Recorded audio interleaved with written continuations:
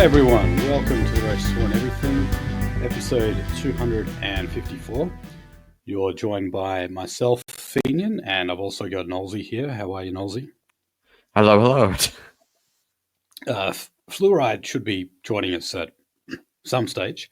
I hope he does, because I'd like him to give us a description of what it was like in Sydney for the protest on Sunday. That is, of course, what we're going to start off talking about tonight. So I hope you turned up, and thank you to everyone who did turn up. We did have good numbers, not quite up there with that of the Palestinian marches, but still, in some areas, it was pretty close. We didn't get like the 90,000 that you'd get in Sydney, but the thing is, it was relatively short notice. It was only like a little over 2 weeks, I think. And, we have no institutional support, let's say, very hard to kind of advertise it. You certainly can't advertise it at a university campus or a TAFE campus. That's not going to happen. Plus, there's just also people just afraid to go because they don't want their face being on camera or whatever. So, considering all of those things, remember that both sides of politics, both major parties condemned the rallies, by the way, and most of the minor parties too. So, considering that, pretty good numbers. And more importantly, we far, far outnumbered the counter-protesters. Here in Perth, I think we had around 10,000 demonstrators. 15,000. How many, sorry? 15,000. 15? Okay, no, good. And compared to what, like 200 to 300 counter-protesters? 350. Okay, so we eclipsed them.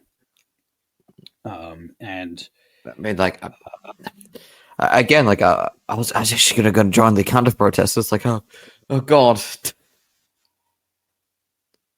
Well, that it was good in that like nothing kicked off here. As we went up, I think it was Barrack Street. The cops had them on one side. They yelled shit at us as we walked past, but that was it. There was nothing physical that happened. Your wife's black son.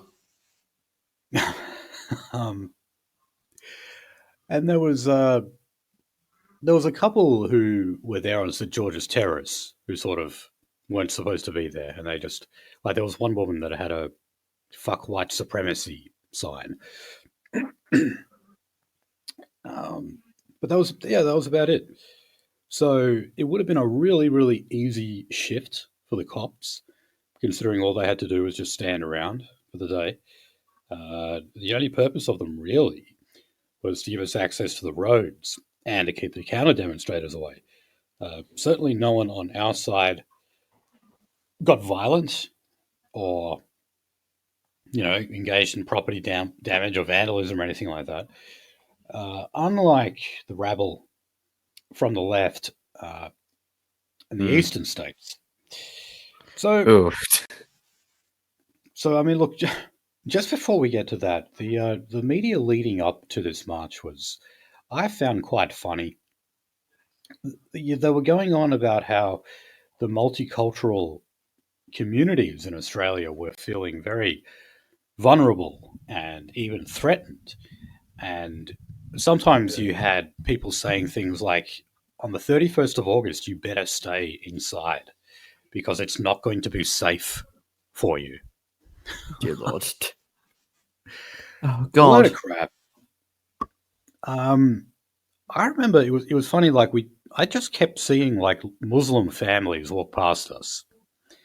And I did not hear a single person yell anything out at them.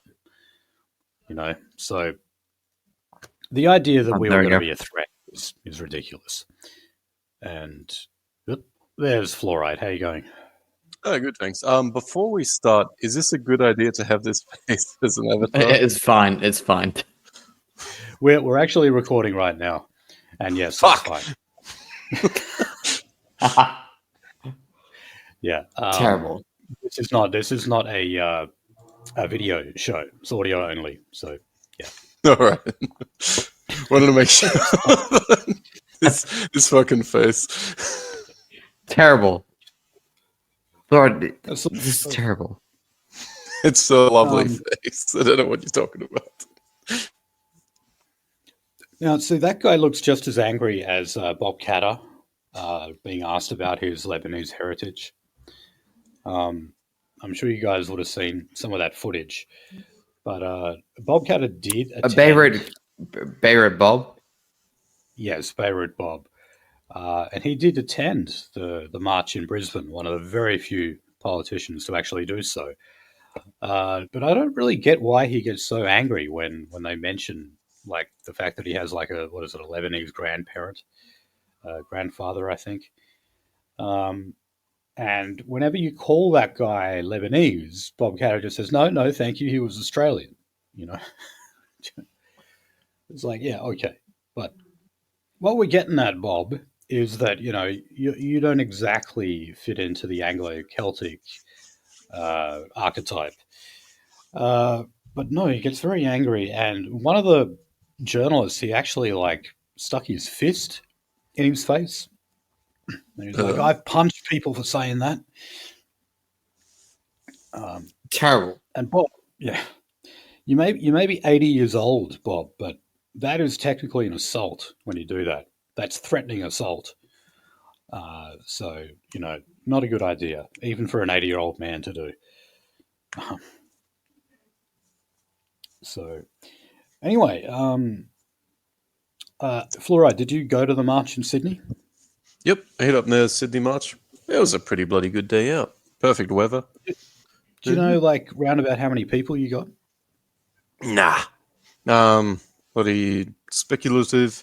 There's about 15,000 people, but nah, I wouldn't have any clue.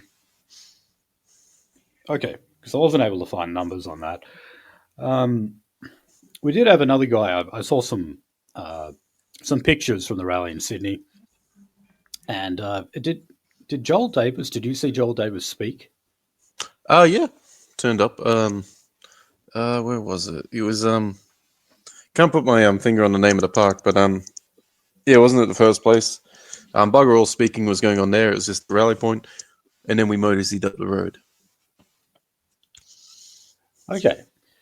Yeah, because I don't think that really got any media coverage. They're going crazy over the fact that Thomas Sewell addressed the crowd in Melbourne, but not so much about Joel and addressing the crowd over in Sydney.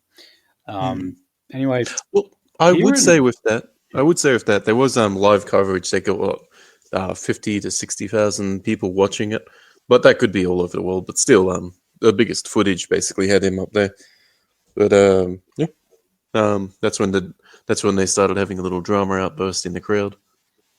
Looked at that. Okay. Yeah, a little bit of heckling going on. Did you get any chants over there like Hail Australia or Heil Australia?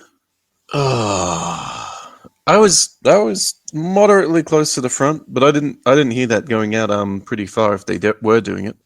They didn't have a megaphone for it, if I can remember. I didn't hear it either. Apparently, like by the time we got to Parliament House, NSN were leading a chant saying "Hail Australia." Mm-hmm. I didn't hear it, but I don't know. Maybe they did do it, but it's like, what's so offensive by that? Just because it's the word "hail" is also used in, "Hail Victory." Yep. It's a good rallying cry. Can't not get behind it. I can't see anything wrong with it.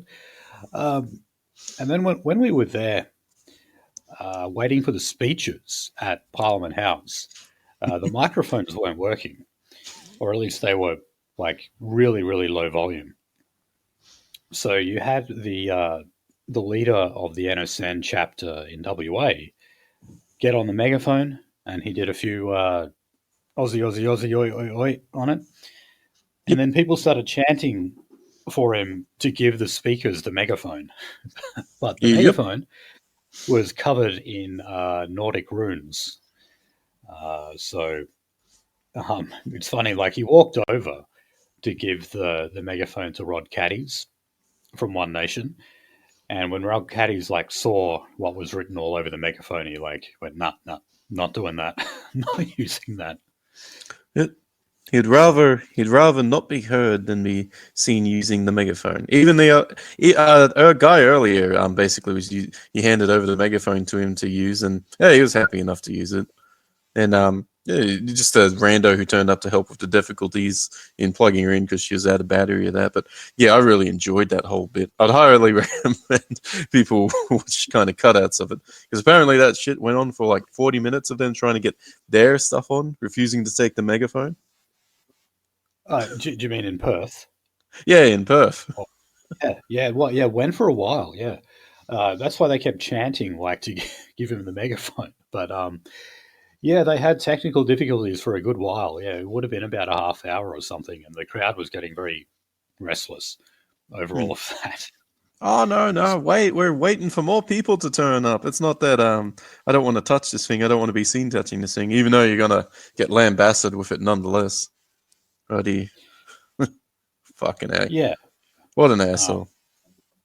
It was funny, and yeah, I mean, look, the other thing that pissed me off was at the beginning. I'm assuming you guys had something similar, but the initial speeches we had, they had to put in the compulsory disclaimers, like we have nothing against non-white people coming here. We love multiculturalism and we want to add to multiculturalism all this. They had to say all that shit, and they got a hell of a lot of boos over that. And it wasn't just from the NSN crowd; it was a lot of fucking people who were booing that stuff. You know what? I don't think there were that much trying to make it pretty kosher-fied with us. They just got into their speeches somewhere libertarian kind of get rid of the old system, the whatever, get rid of, and basically pointing it out that one person has power and all we need to do is keep rallying to make that person dissolve the government. Just bullshit. That's not going to work. And that if it was done, put all your effort into something that's never going to happen in the first place. Yeah, there was a bit of that. I think it was the third person in. Before that, you had some popular speaking, basically saying the normal points. Fucking cost of living.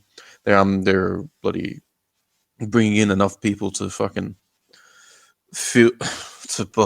make that. No matter how quick we build buildings, you're gonna get outpriced nonetheless. And they even brought up the numbers that were being brought a week. Okay, well, all right. Sounds like your version was a lot less cucky than ours.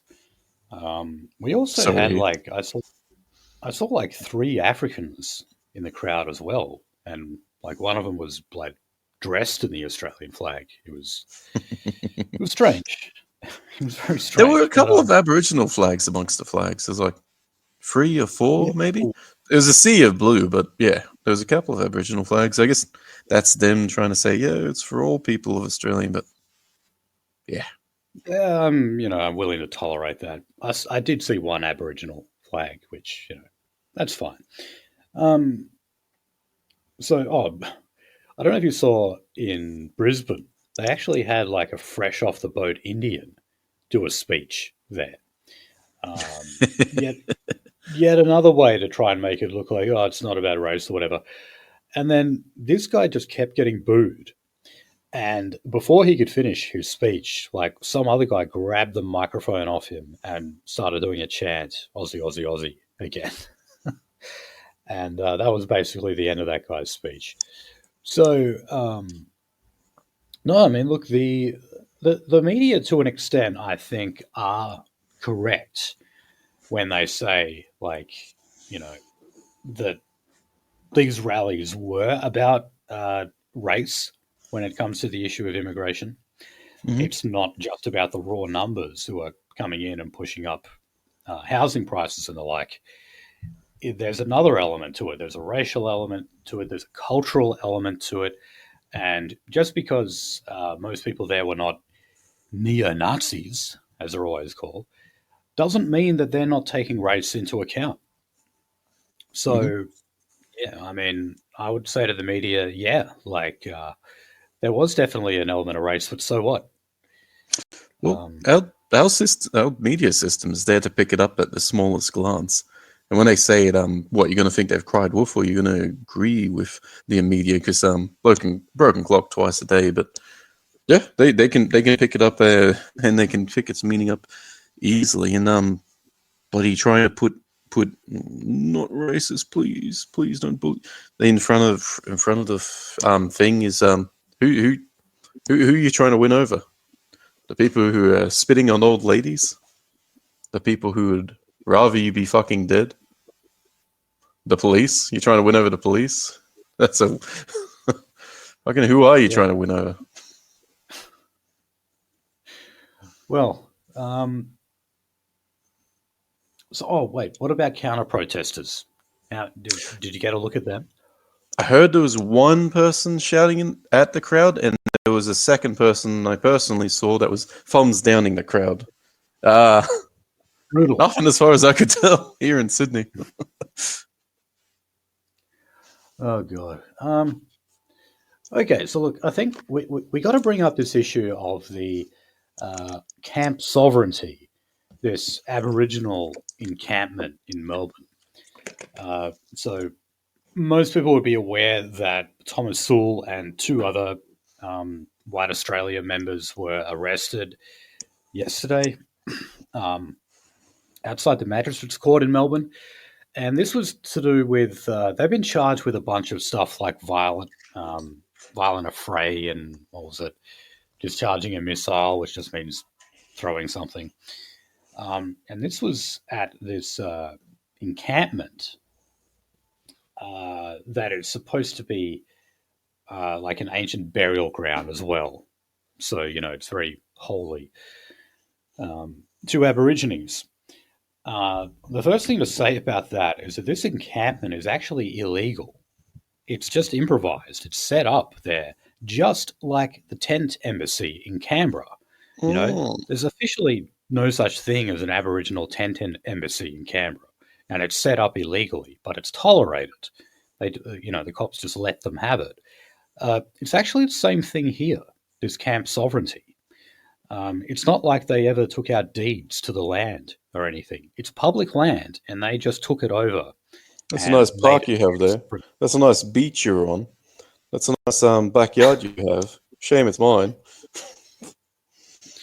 Yeah, so as soon as I saw the first report on this, I knew it had to be bullshit, where they said that they stormed the camp or raided the camp.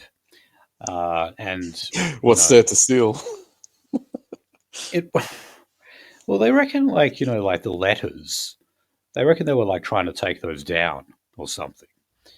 And I think at one stage they did actually like take an Aboriginal flag off one of the Antifa. Well, I saw footage of it. One of the flags they nicked. There was another weird flag, black and I want to say brownish flag, and they nicked that, as far as I could see. But they were trying to fucking jab them with these flags and trying to hit them over the head with these flags. Yeah, they were using them as weapons, definitely. And so, look, why do they go there? Do they like purposely store this place because it's an Aboriginal encampment? No, that's not what it is. So Antifa and other counter-protesters were actually using this as a base to attack people. It was up a hill so that they had sort of a bird's eye view of what was going on.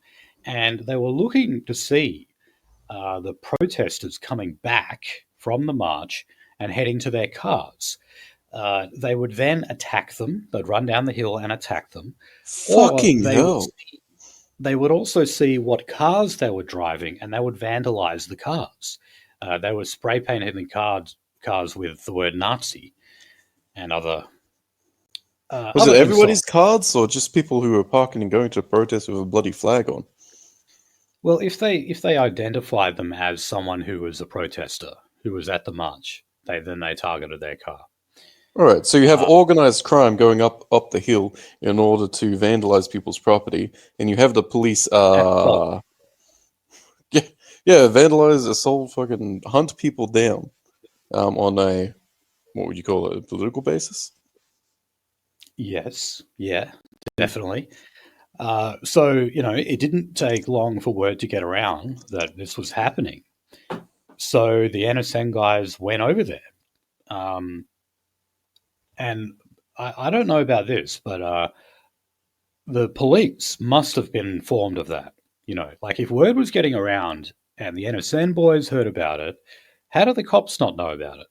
So What, with no just bloody like police when, helicopter flying around, staring at them, watching them go down and fuck up people's cars, and doing their well, best humanly to how ignore many that? bloody police were on duty that day?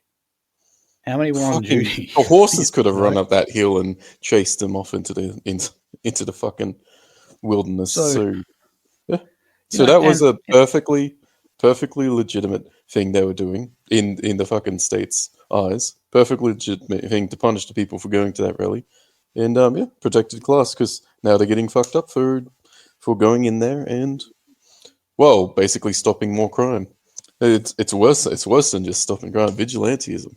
That's the job of the right. police. They're the ones who can say who can and can't fucking break laws and destroy shit. The police were also supposed to secure passage of the protesters through the streets of Melbourne. And if you watch the footage that they, keep playing in the media, where you've got like the guys in black kind of like breaking through, they were doing the police's job because the counter protesters was trying to stop the march from going anywhere. And so it was the NSN guys who were forced to break through that so that the march could actually continue. Yeah, So, and then the police bear spray the fucking marchers, not the counter yes, protesters. right. Yeah, so this encampment was like, the second, maybe the third incident where the cops failed to do their job and the I NSN wouldn't guys say had to that. actually step in. Well, okay, yeah. Maybe it's not failed by their definition. But yeah, that is actually what happened. They were fighting off a bunch of thugs who were assaulting people and destroying their property. So, we've all seen the footage of like the jump kick and, Sewell shaping up to them. It was there for a reason. But the media is making it out as if they just said, oh, look, there's some Aboriginal camp. Let's go there and let's fuck up everyone there. Not what happened. For being Aboriginal. Right. The whole Aboriginal side of it actually had nothing to do with it. Nothing to do with it whatsoever. So now as a result of that, Tom's in the can. He was initially denied bail and he's got another court hearing on Friday where, again, the issue of bail is going to come up. Prosecution, the police, are arguing that he is a dangerous criminal and therefore should be denied bail. Funnily enough, I don't know what to make of this, but I just keep reading this on Telegram. I read that the judge actually gave, or the magistrate, whatever, actually gave Sewell the opportunity to go on bail, but only if he were to formally renounce his political views to the court. Why is that important to the court? Now, how could you say that this isn't political persecution if you're demanding that? He's basically saying, you renounce political views or I'll lock you up or you'll go to jail. You have the wrong political views, so I'm going to lock you up. Isn't this the absolute definition of political persecution? Nope. But he used okay? that evidence. Use that evidence, I guess, but you're in the state of Victoria. Right, and look, the problem is we know that Sewell was convicted of assault, not all that long ago, when that security guard attacked Jacob Assant. And the video footage is out there. The security guard struck first. It's very, Yeah, very it took clear. long enough for that footage to get out there, didn't it? Took a fucking did, age. yeah. But that's what happened. And despite that, Sewell was convicted. I forget what the exact name of the charge was, but it was some kind of an assault charge. And he did escape a prison sentence. But now, considering he's got that prior conviction and, just his history generally, if he is found guilty this time around for whatever, I would say he's looking at a jail sentence this time. He probably won't be able to escape that. It's complete bullshit, but I would say that is probably what he's going to be facing. He does live in the People's Republic of Victoria, after all. Justice system has shown itself to be very shoddy in a number of cases in Victoria. So safe to say it's not going to treat him well. So you can donate to, they've got a Give, Send, Go. So if you go to givesendgo.com/White Australia Fund, that is specifically a legal fund to, pay for lawyers to represent people like Sewell in cases like this. So if you do want to contribute, you can go there, givesendgo.com/White Australia Fund. But yeah, look, in terms of recruitment, Sewell reckons about 500 people shook his hand after the march. At least that's what he told Jacinta Allen when he gate crashed her little press conference. And for all the talk of the neo-Nazis there, even, Anthony Albanese commented on this in a fairly lengthy interview on the ABC. It's been great publicity, even negative publicity, I think, is going a long way. And they reckon record amount of people have signed up as supporters or members of White Australia. Oh, fuck yeah. So it's a very good marketing strategy that's been employed here. I don't want to see him fucking go to prison unjustly, but if he is, well, what better time to do it as than fucking everybody being on your side and bloody being amped up about it. Good stuff. Yeah, look, he's bound to get a lot of support. If he is locked up, I'm sure people will write to him and send him books, that kind of thing. So, yeah, it's not like he's going to be left all alone. It's still complete bullshit, of course, these charges. But, unfortunately, when I saw that still photo of Sewell, shaping up, I thought, oh, no, cops are going to use that. I was like, I'm sure this was self-defense, but still, they're still going to use it. Oh, yeah. Okay. Well, that's about all I had to say on the marches, unless, Nolsey, did you have anything to add to that? Okay, I think not. I'm not sure what is going on with Nolsey's microphone and stuff at the moment. I haven't heard a word from him for yonks. Dropping in and out, and yes. There we go. All right. Oh, you are there. There we go. Can we stop fucking people from? Can we stop Tom from punching people in the head? He keeps hospitalizing people. Who, Sewell? Yes. Yeah, but wasn't he just defending himself against a bunch of rabid anarchists? Yes. He needs to get a tattoo on his fist saying "Dodge." Dodge this faggot. Anyway, sorry. Okay. Well, let's get on to the actual topic of immigration. Now, you'd be amazed to know that despite the enormous show of support for stopping, or at least slowing down immigration across the country, the government is not responding. And they did say something that Anthony Albanese said was that, like, we didn't get big numbers. He's like, oh, in the scheme of things, like, considering the fact we've got 25 million Australians, it's a very small amount of people who actually turned up. Well, didn't get big numbers. That means carry forth. If you get big numbers, I mean, what? Still don't have to do shit. Is he going to say the same thing about, like, the work choices rallies back in the day? Where there, if you went by that measure, like in the scheme of things, it's only a small percentage of the population. No, that's a load of crap. But nonetheless, for the financial year of 2025 to 26, there is going to be 185,000 permanent visas available. And that is only 5,000 shy of the record, which was 190,000.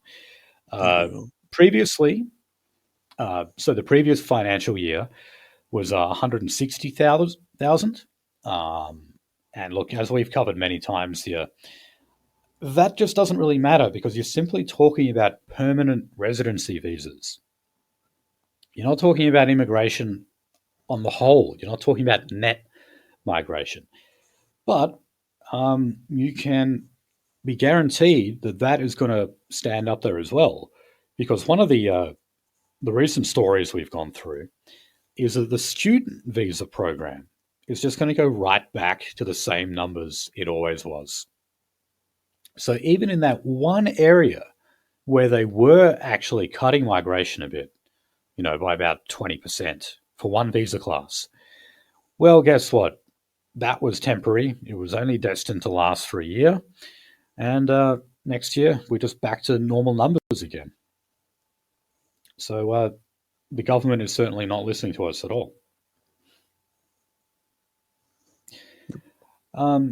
Now, they're also saying that they're prioritizing skilled migrants. Now, I was just watching Sky News before. Again, I know this is sort of hearsay evidence, but I did hear a figure on Sky News where they said only about 3% of migrants into Australia are trained in some form of trade.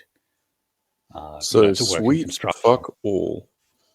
Yeah. So bugger all. They're coming in as like, to be fruit pickers and Uber drivers. And then you've got a shitload of students on top of that who work a variety of jobs.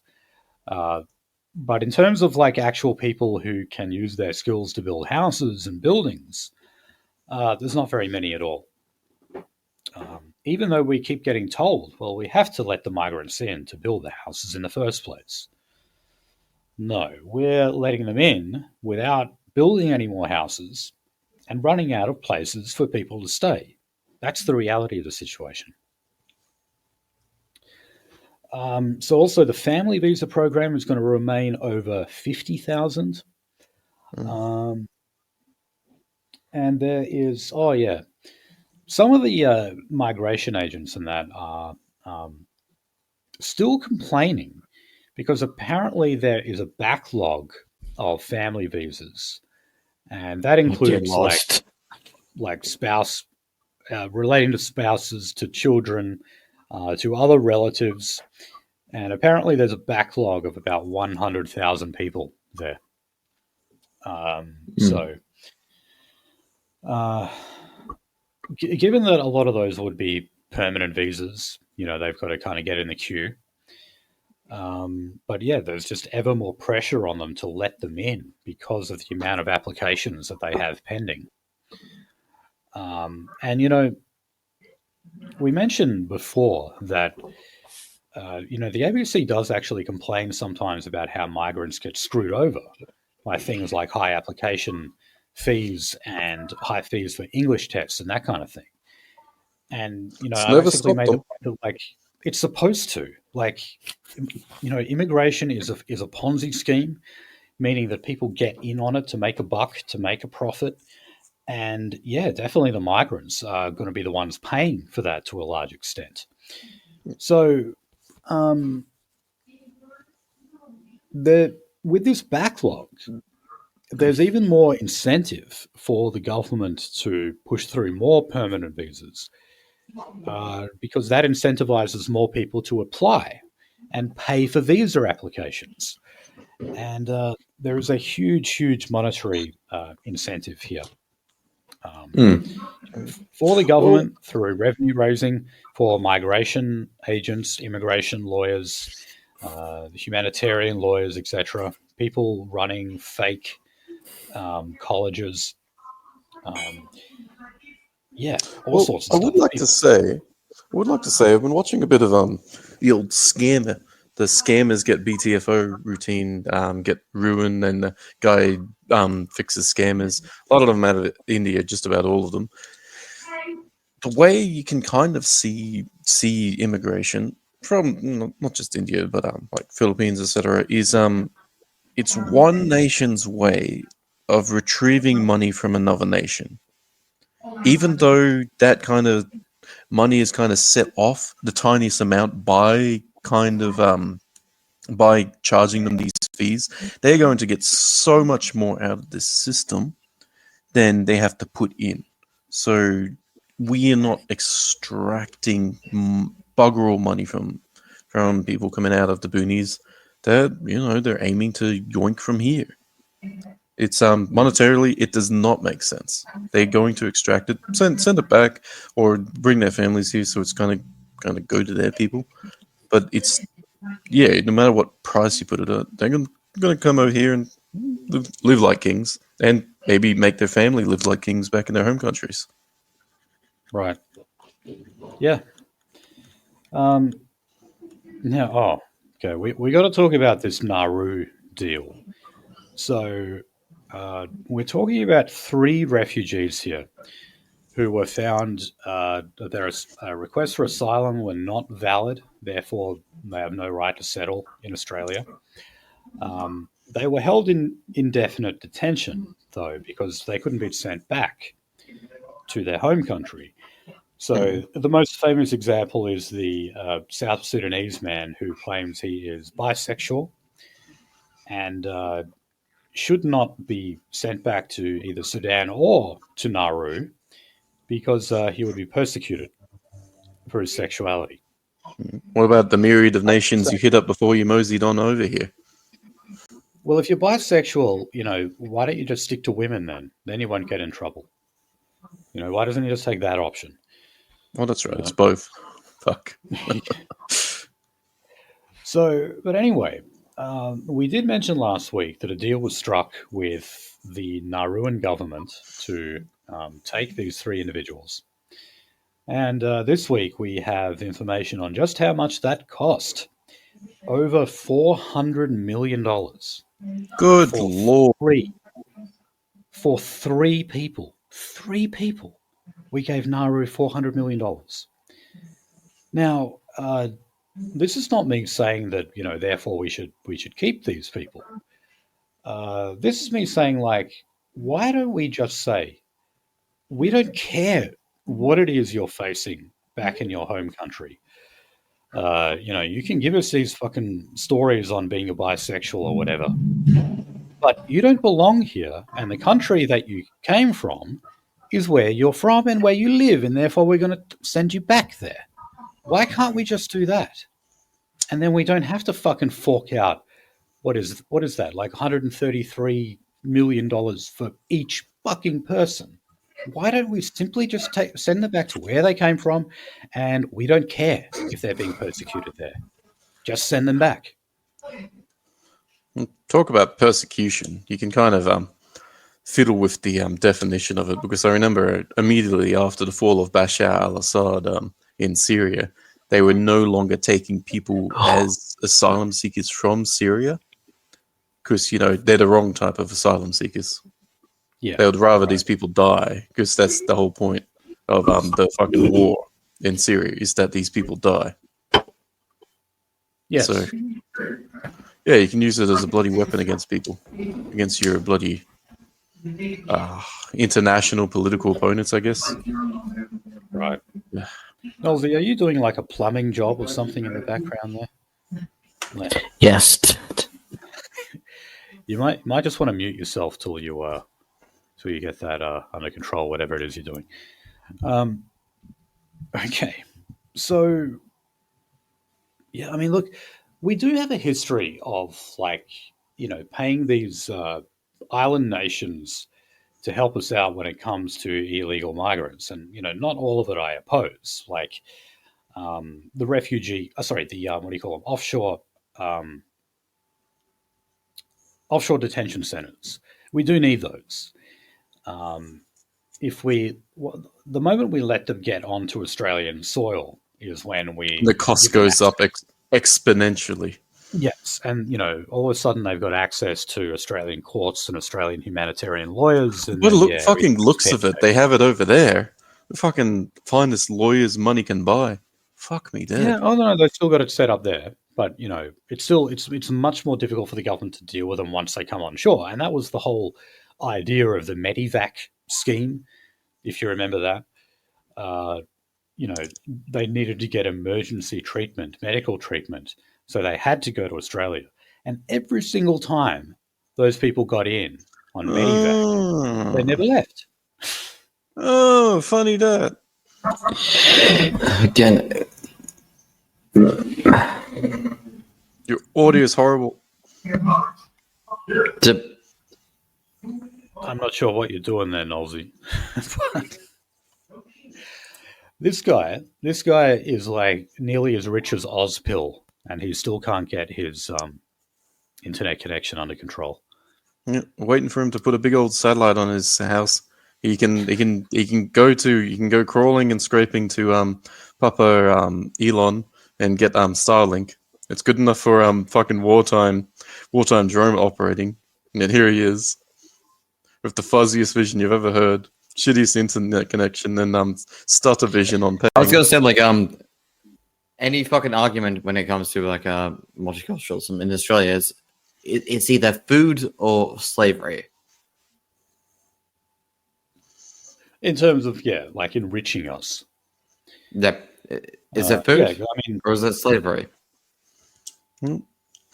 Well, it's as I say, it's not just it's changed because it's being used, as I said, by these island nations or even India to extract wealth from slavery. One and mosey it onto it. No, because it's not using slavery for the nation's benefit. It's using your own slavery. To kind of no, I would say it's more like raiding. Slavery. Raiding. You're raiding the resources of another country. Slavery. All right. Well, anyway, so food or slavery. Right. Well, you're bloody slaves. You're sending over to acquire stuff from the other country. They're not kind of working in your own fields, but they are sending war goods back. That's what I'm looking at as slavery. All right.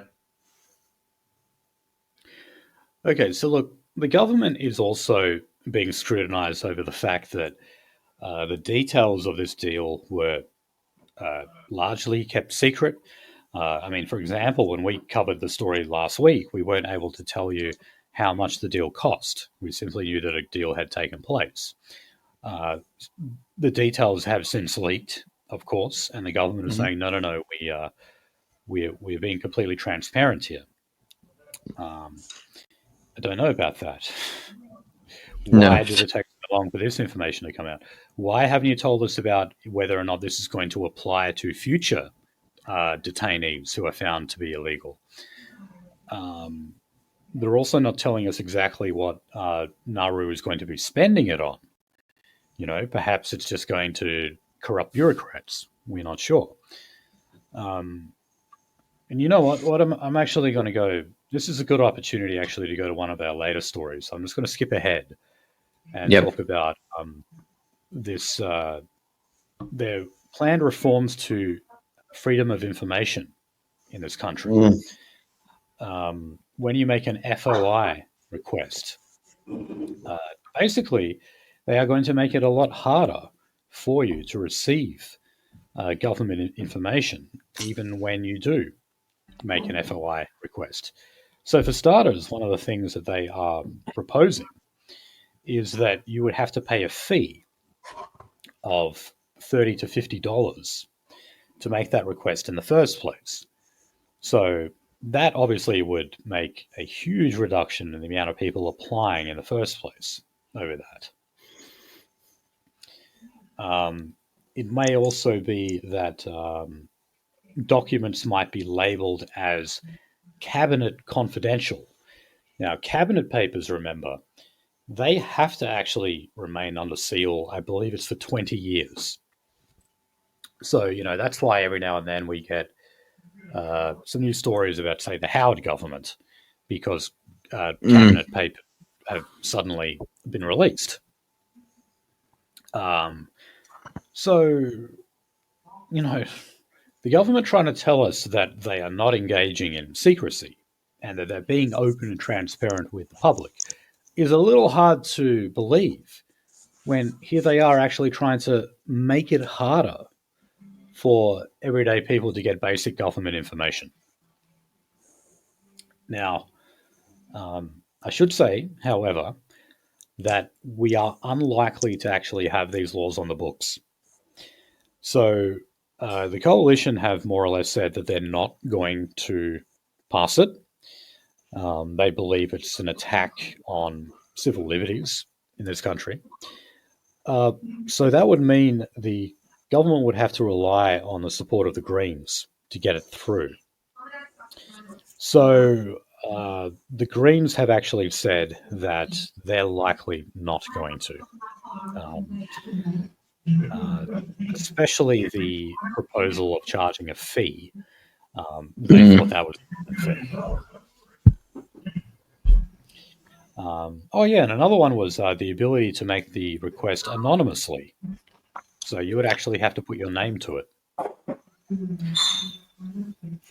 So David Shoebridge, one of the Greens senators, said they want to make it tougher to get access to information. So, yeah.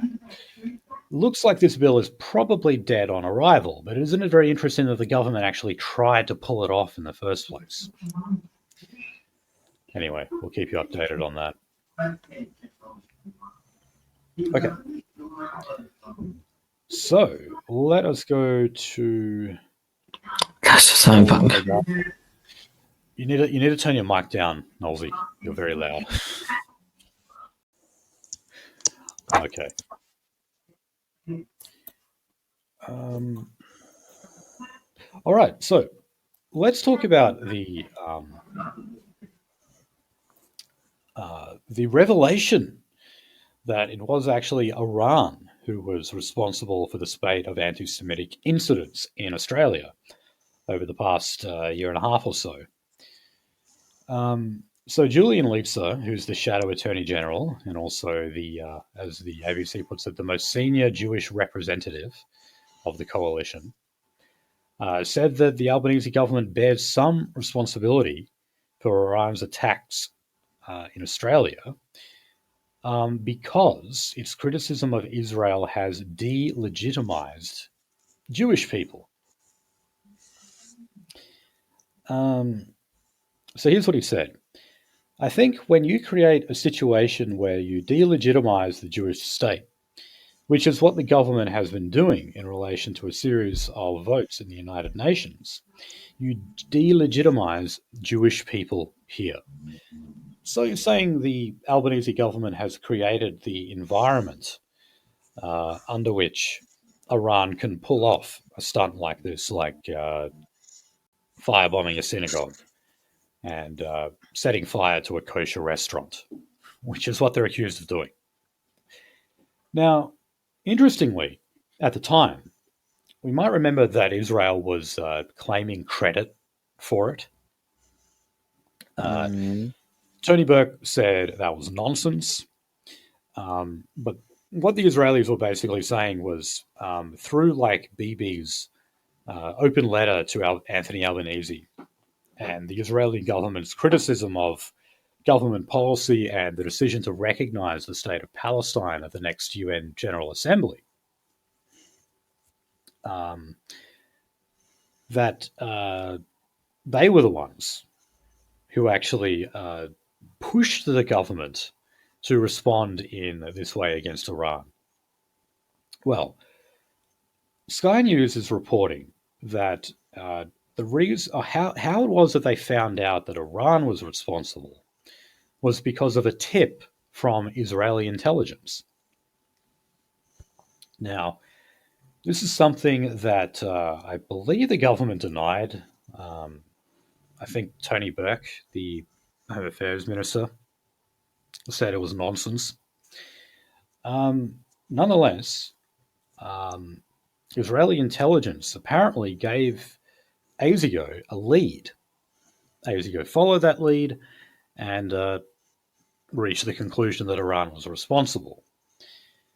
Now, I certainly wouldn't doubt that they would have been cooperating with Israeli intelligence, and that that Mossad was feeding ASIO certain information or certain leads.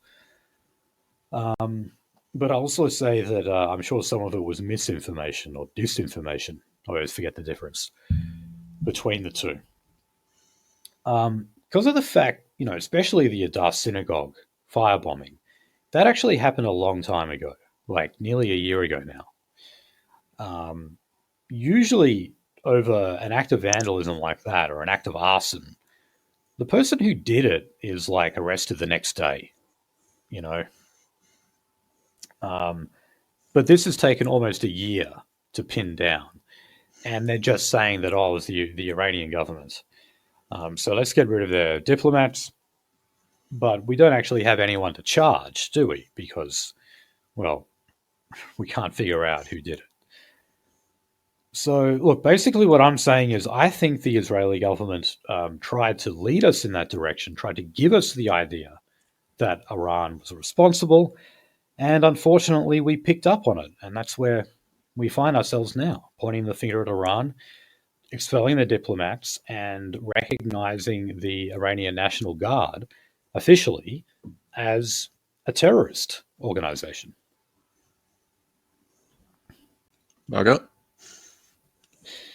Okay, so this week there is going to be another major summit on anti-Semitism in Australia.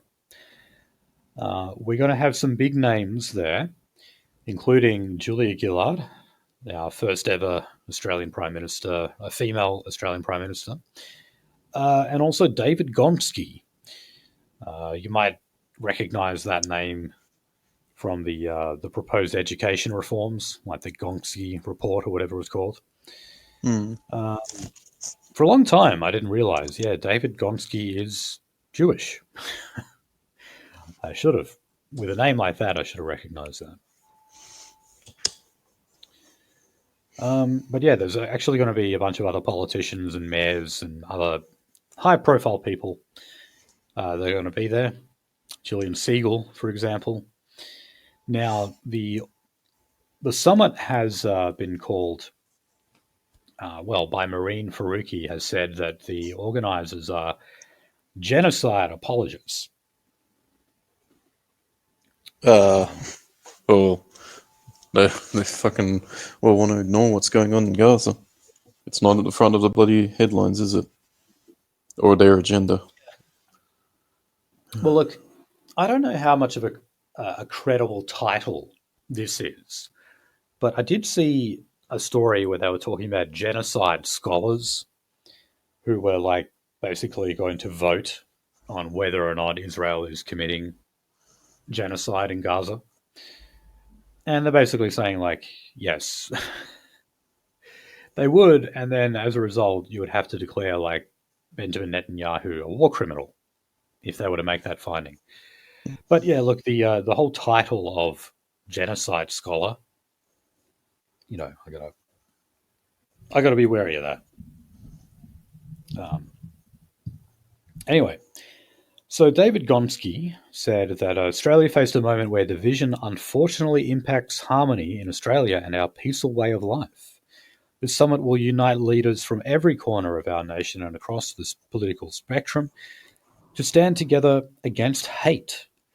This sends a powerful and unyielding message that all Australians deserve dignity, safety, and respectful belonging as they go about their daily lives.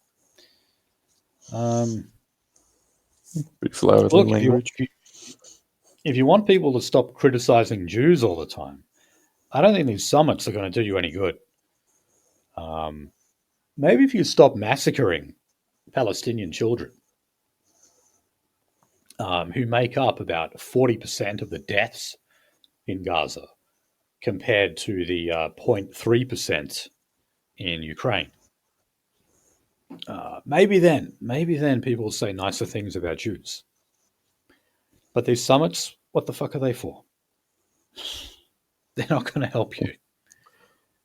Bloody consolidating power, making sure everybody's following the script. Right. Is it gonna be in front of, and it's not gonna be open. It's gonna be behind closed doors. Fucking societal elites. And yeah, this is what some of the most important shit that goes on, isn't it? The most important things they can decide on is making sure these people are feeling comfortable, while basically their co-ethnics do horrible fucking things in their homeland. Right. Okay, and Ed Husick, who is, a former minister, he was dumped from the front bench. We're told because of factional issues, but I think we all know it's because he was too harsh on Israel. But he was saying that, look, okay, in the event that we do find Israel is committing genocide, then how is it that we treat Australians who also have Israeli citizenship who are fighting in the IDF? That would basically mean that we would have to declare them as war criminals. So we'd have to condemn our own citizens. So these people, obviously, they're civically Australian, given they've got Australian citizenship. But you could hardly just call them Australian. But it is an interesting question he brings up. And, if you find that someone is like a terrorist or a war criminal or whatever, that is the one way you can get rid of their citizenship. If they're a dual citizen, you can relinquish their Australian citizenship if they're found to be engaged in terrorism. So we could actually rip up the citizenship papers of these people in that event. It is an interesting question that he brings up, but no one in the government is willing to answer him on it. Okay, now, finally on this, I wasn't able to find an article on this that wasn't paywalled, but I did see a video of Mark Latham in the upper house saying, "Why don't Jews just grow up and grow a pair?" He was questioning numbers that found there was around 280 anti-Semitic incidents in New South Wales since October the 7th. And he said, well, look, you know what? I've probably had about 280 attacks on myself in that length of time as well. But I don't go out complaining of anti-Lathamism. So why doesn't the Jewish community just sort of toughen up and get on with it? And he was told, well, Mark Latham, you are a white Australian man. You would have no idea how they're feeling. That's what the woman said. I'm sorry, I can't remember. Just was. But, oh yeah, like you've never been judged for your race. I just was. Just was. So yeah, look, I love his Twitter feed now. He's never had such a good Twitter feed. routinely referring to Sky News as Sky Jews. And I just really hope, he's reading Kevin McDonald or something in his spare time. Because, you can tell, if he's not already there, he's almost there. He had his stint in One Nation, which, is now a philo-Semitic party. But he left. And now he has recognized the power of the Jewish lobby. He kind of felt it himself in the New South Wales context. And now I think he recognizes it on a national and maybe even an international level. So that's why I would love to interview Mark Latham about all of that stuff. I'd really like to probe him on it. Okay.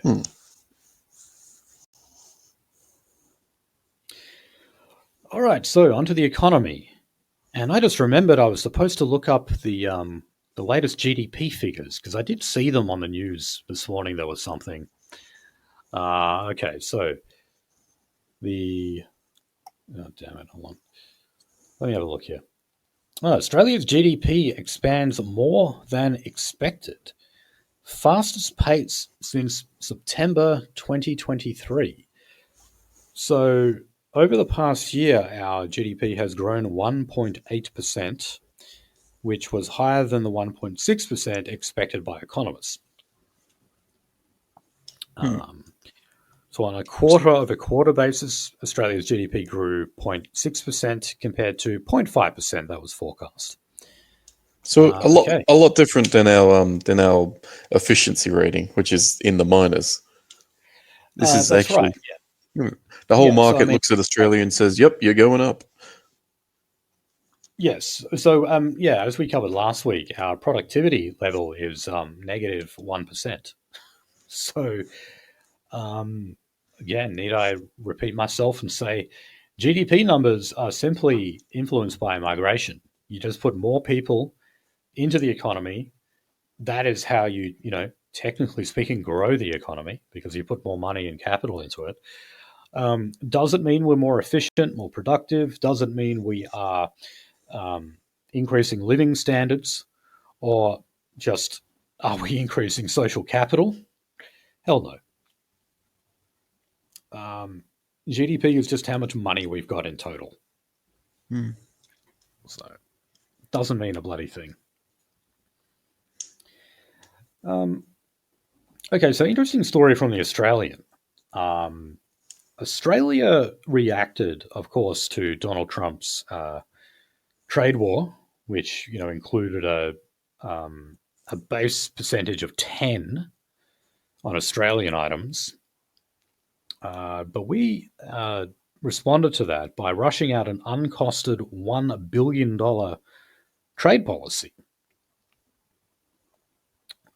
So the Prime Minister's marquee $1 billion economic resilience program, that was for firms to capitalize on new export opportunities, was announced back in April without any cost analysis that was conducted by the government or even a third party.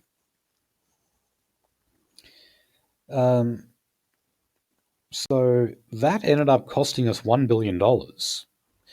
And I don't think it's really done us any good. I mean, we did negotiate with them to get, we're taking in American beef now. And the government is claiming that we had a victory of sorts because Trump was threatening to put the tariff level at 15 or even 20%. And then they just decided to put it on hold. And that, for some reason, was considered to be a win of sorts. Blackmail's a hell of a drug. I don't think so. We ended up in the same situation we were before.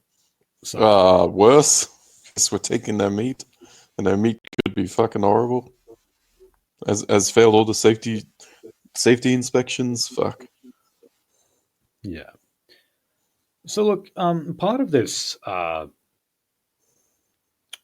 is it? The economic resilience program. This included a number of zero-interest loans being offered to certain businesses in Australia who may have been negatively impacted by the tariffs. Certainly, we know that a lot of people were shipping small parcels to America, and Australia Post now refuses because they say it's just simply not cost effective. Large, expensive parcels are okay, but small ones are basically worthless. And so some businesses have just gone bust as a result of that. So the government tried to respond with these zero-interest loans, but all it's done so far is cost the government over $1 billion and really hasn't done much to prop up small businesses in Australia at all. But yeah, I mean, look, obviously it's not all our fault. The tariffs are retarded. You know, Trump is doing protectionism too late. He's applying tariffs to protect industries in America that don't even exist anymore. So it's silly. It's bad economics. Well, just opening trade then. Bloody making deals for his mates, probably. Fuck. God help the Americans. God help us. We're attached to them. Okay, so on to the related topic of housing. And, well, we've got some figures for you. So over August, national home values rose 0.7%. All right. Now, I'm sorry, I just locked my computer screen. What the hell? Whoop. Butterfingers. Now, that might not sound like a lot, but I mean, what's the median house price in Sydney? I believe it's actually $1 million, isn't it? A fucking fortune. If you have to ask, you can't afford it. So I'm just going to multiply that by 0.7. Ooh, that's $70,000. Yeah, that is a shitload of money. So even as, you know, a percentage increase, like under 1%, that's still huge. That is a huge. That's another year's of wage, and this is 7th consecutive monthly rise. Yep, as I say, if you have to ask how much the fucking house costs, you can't afford it. Yep. So, according to the ABC, demand is outpacing tight supply, with advertised listings down 20% compared to the average for this time of year. Oh, you don't say. Nonetheless, they're trying to expand the first home buyer guarantee. And, well, look, the latest MP to come out criticising this was Rebecca Sharkey. She's an independent who was, I think she was formerly of the Centre Party. Nick Xenophon's team, if you remember that, the Xenophon team. They're supposed to be like centrist, anti-pokies types, but they are pretty similar to the Teals. Anyway, she said that the first home guarantee scheme just looks a hell of a lot like the subprime mortgage scheme in America. That, of course, was one of the precursors to the great financial crisis. Because you had people taking on loans who couldn't pay them off. And it was designed to get people like that. And yes, a lot of them were from ethnic minority groups. It was an attempt to get them to recognize the dream of home ownership, only have them to default on their payments.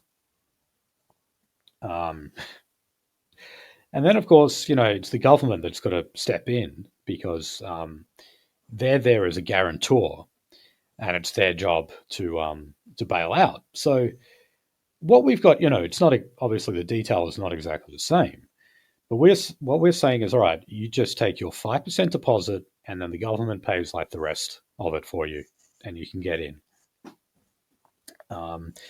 Which, yes, can mean dire consequences later on. You know, if people are not capable of raising enough funds for a deposit, then that certainly would suggest that they're not capable of making the repayments in the future, and therefore a lot of those people would default.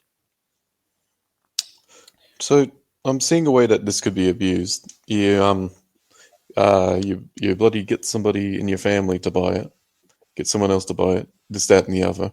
You're being from overseas, just say China, overseas, basically getting really cheap loans for putting down money at first, and then the whole fucking thing is yours.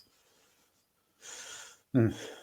I hope it wouldn't be abused that way, but it's going to be abused any which way it's open to, in order for people to get more of this fucking prime land Of course. basically investments. And it is going to increase demand, which even the Yep, ABC and going to fuck. is outpacing supply.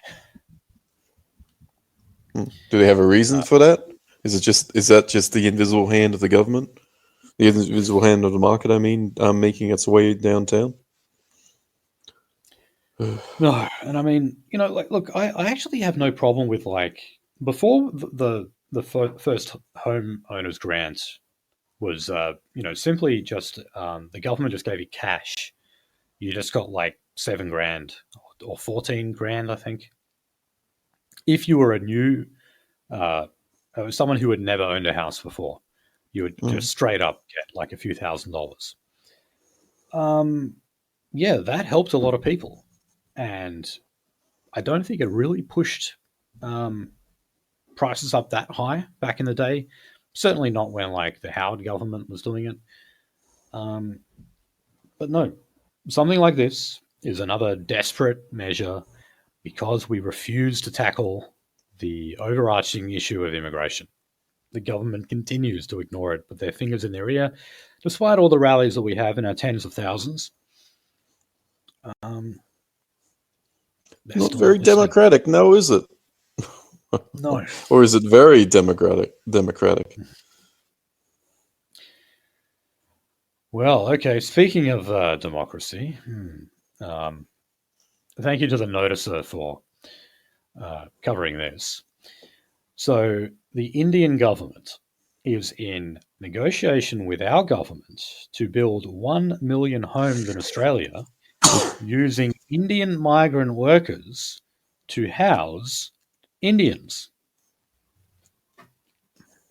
Making their own ghettos, I guess. So here was the Commerce and Industry Minister from India. I'm not going to try to pronounce his name. He said, I'm in deep negotiation with my counterpart in Australia to create 1 million homes. 1 million homes. Anybody wants to do the maths. 1 million homes in Australia would be at least a $500 billion American opportunity.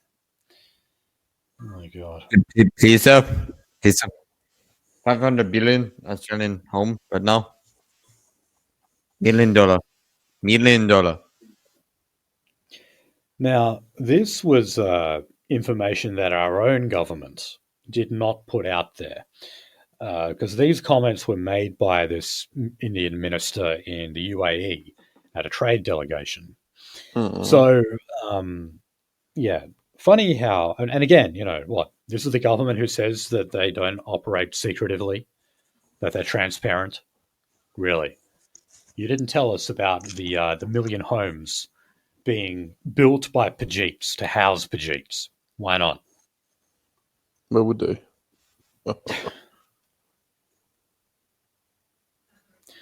Okay. Okay, so just a couple of our mandatory bad news stories about the state of housing in the country. So you've got a long-term resident in a caravan park in Tasmania who has terminal cancer, wants to sell her home to help cover the costs, but is told she can't. So the park says residents who want to leave must take their homes with them in order to satisfy council regulations. Sales have occurred in the past, and many residents' caravans are now permanent structures.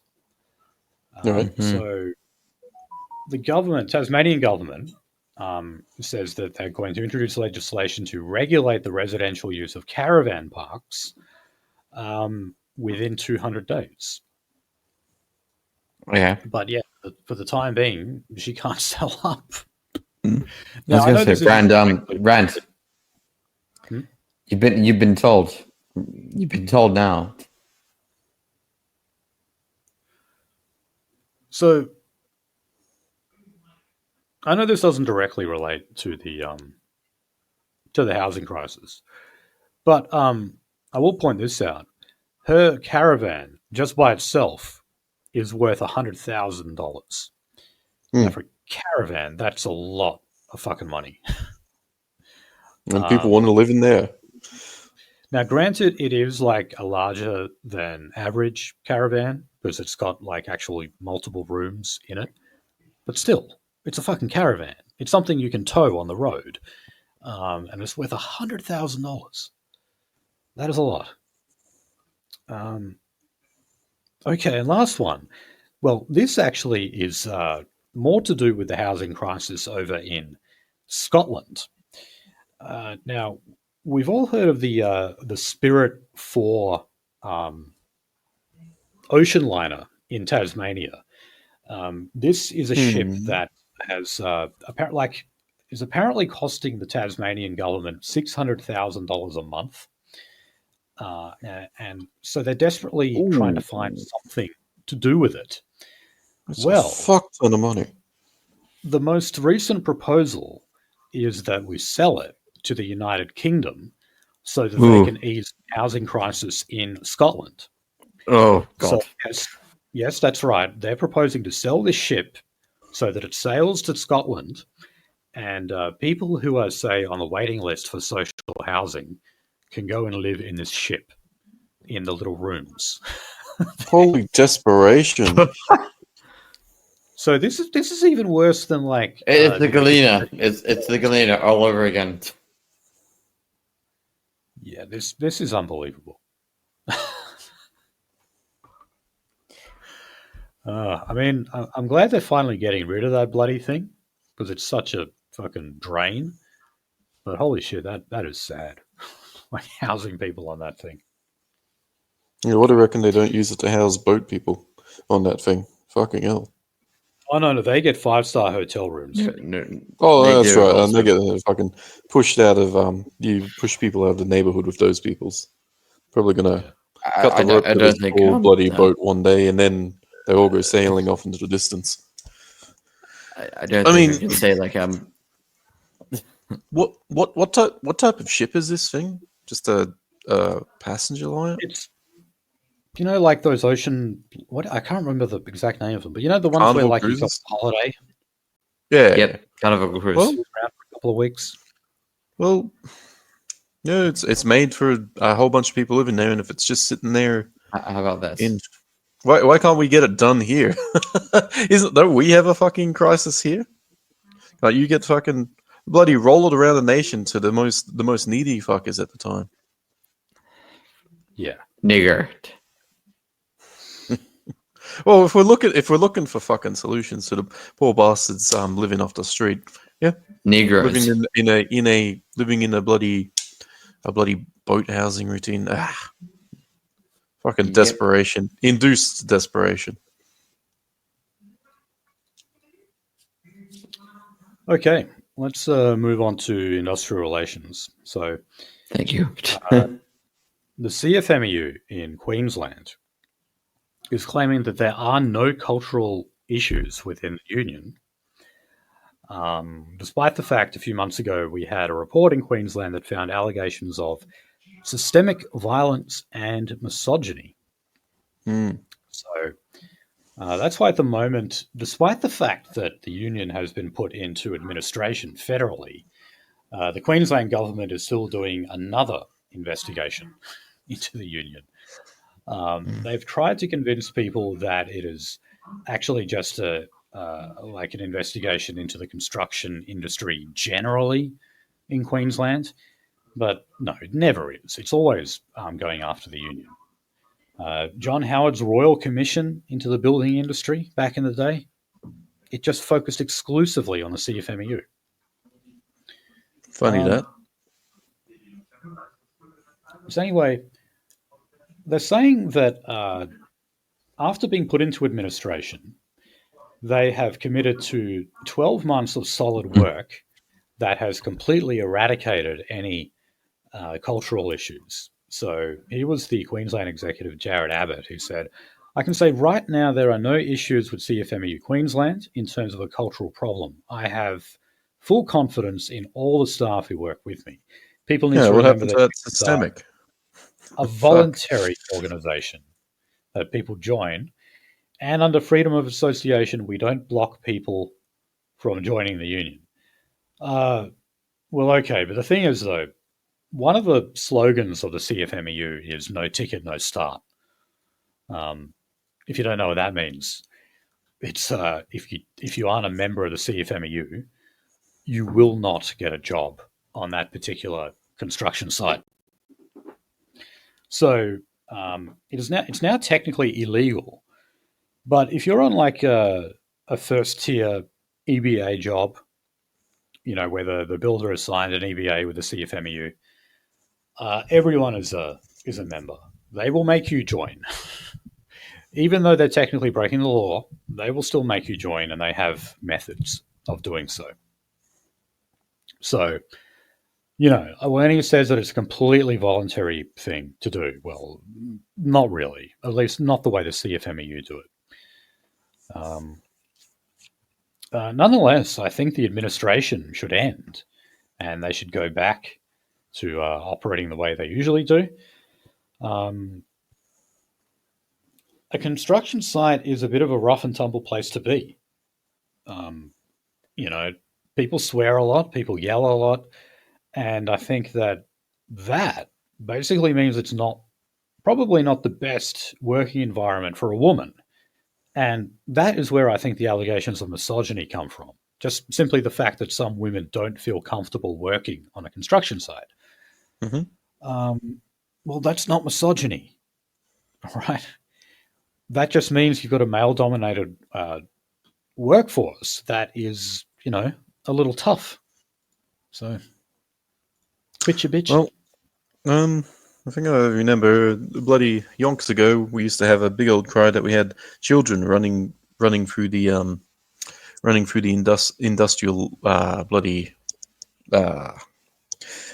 looms, getting cotton, fixing all of that. We had a cry about that yonks ago. We're going to have a cry about that in a couple of 100 years, where we look back and oh fuck, we're just crushing women under the weight of shit they couldn't be expected really to do. Poor bastards.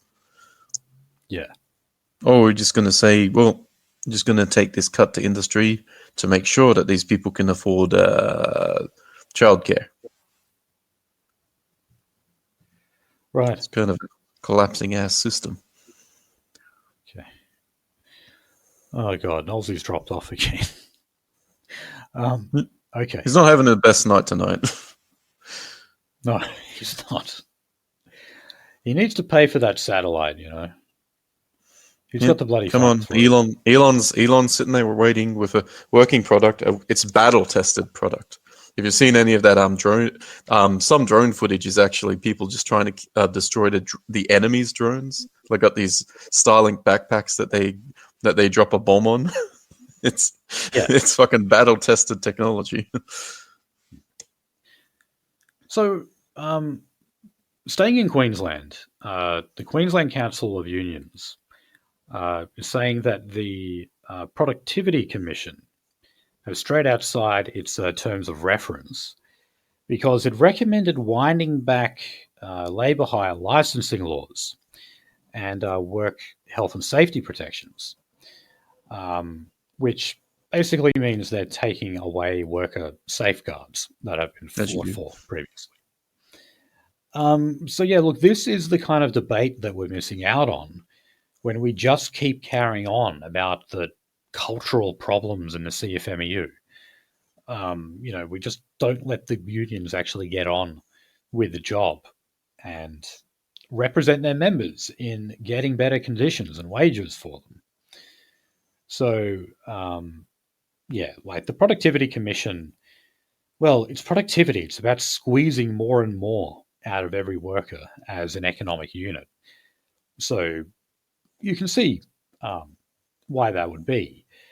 And, I don't see why productivity should always be such a huge goal. It's important, of course. But what, like higher productivity at the expense of workers having no social life, working ridiculous hours, being away from their families all the time. Yeah, is it just a commission for keeping people down? Because businesses do this of their own accord. They put people through the ringer and then know how to squeeze people for every cent they're worth, and then say, no, you can't keep working at this point because it'll cost X amount of dollars over budget, and so got to drop the efficiency on that one. I've done a cost benefit analysis. Is this just a anti-union? This fucking efficiency bloody thing? Not enough to get rid of the union. You got to have an anti-union to fuck people up some more. Well, like the commission takes submissions from people from different sectors of the economy, and obviously that includes big business and the Chamber of Commerce, etc. So, how much it listens to the union, I'm really not sure. But yeah, I would say that some of the things that the unions would propose would actually somewhat hurt productivity. But I just don't necessarily see that as a bad thing. That's all. Well, yeah. We're not widgets. As much as we're treated like them, have been treated for like not sure how many hundreds or maybe even thousands of years. But we're not bloody widgets to be worn out and chucked out, even though that's what we are to the system. Okay, now here's an area where maybe the unions are sort of getting their way, and that is working from home arrangements. So this, of course, basically kicked off in Victoria, where Jacinta Allen was saying that she wants to legislate the right to work from home. Unions are largely behind that. The Greens are calling on it to be rolled out on a national level. And, of course, you've got other state premiers talking about adopting similar laws. So, big business does not like this.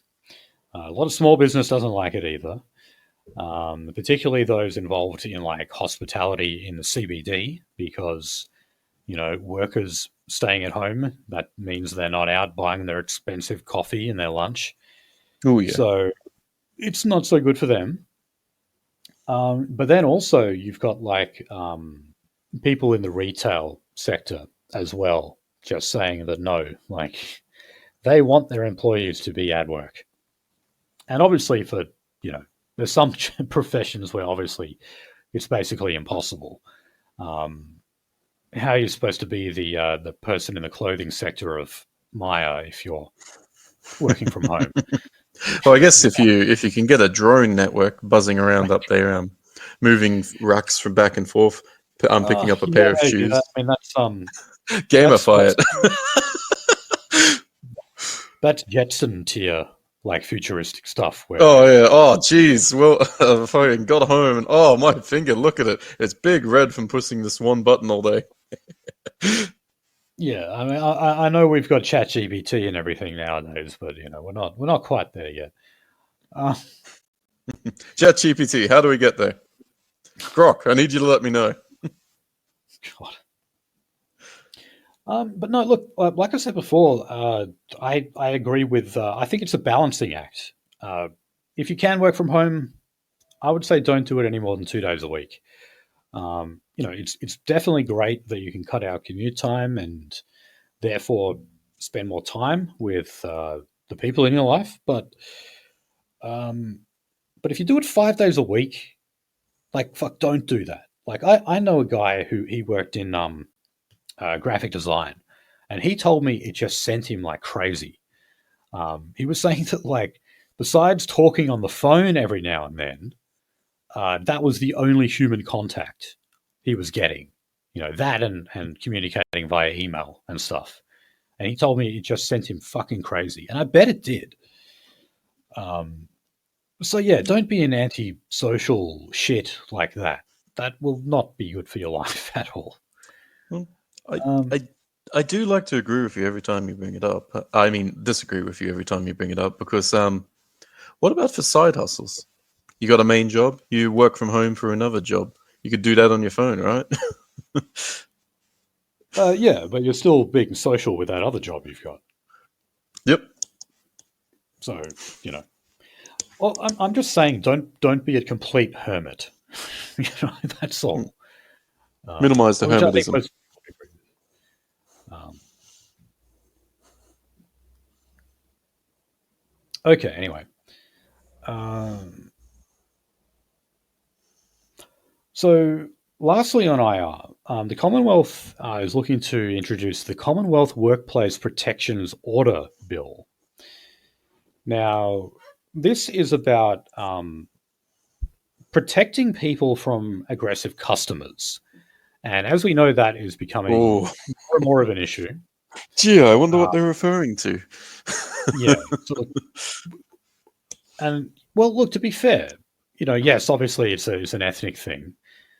But I have just noticed generally that people have become ruder to like retail staff and hospitality staff. I see it a lot. And, I think you can really judge the character of a person based on, how polite they are to, your average worker. Serving class. How do you treat your servants in the old days? Okay, like people who you don't earn any kudos from treating these people well. There's nothing worldly to gain from not being a gigantic piece of shit to these people. Yeah. However, well, do you? I'll never forget, like, a couple of years ago, I think I've told this story before, but I was in the Macca's drive-through, and there was a bit of a delay. Like, I don't know, the computers were down or something, so we had to wait, like, a little over 5 minutes. Not long at all. But when eventually I got to the drive-through window, the girl there, like, sincerely thanked me for not abusing her. And I was like, what, did everyone else abuse you? She said, yes. She said, every single customer before you had been, like, shouting at me and abusing me. How dare you not get my slop immediately? How dare it not be hot and ready waiting for me? I think, like, it's not her fault. She's not, like, she's just the girl at the taking your money and taking the order. She doesn't run the fucking computer system. Like, there's no point taking it out on her. Bloody road rage. Anyway. People driving around being enraged with getting to and from. And just, here's somebody I can abuse. And what are they going to do? Call the cops on me? They're abusing the shit out of them? It's free. It's, I once remembered this bloody... It was in fucking California. They did a test where they had a turtle just off the side of the road, just enough that you could swerve to hit it. And it was quite a few people would swerve to hit this bloody fake turtle off the side of the road. They recorded. People can be gigantic fucking assholes, and they are gigantic fucking assholes if given the opportunity and free reign to do that. I mean, if this thing is coming in here to basically say, oh yeah, if you abuse somebody, you may owe them X amount of money for their fucking psychological hurt. Bloody annoying thing. Right, maybe this is a good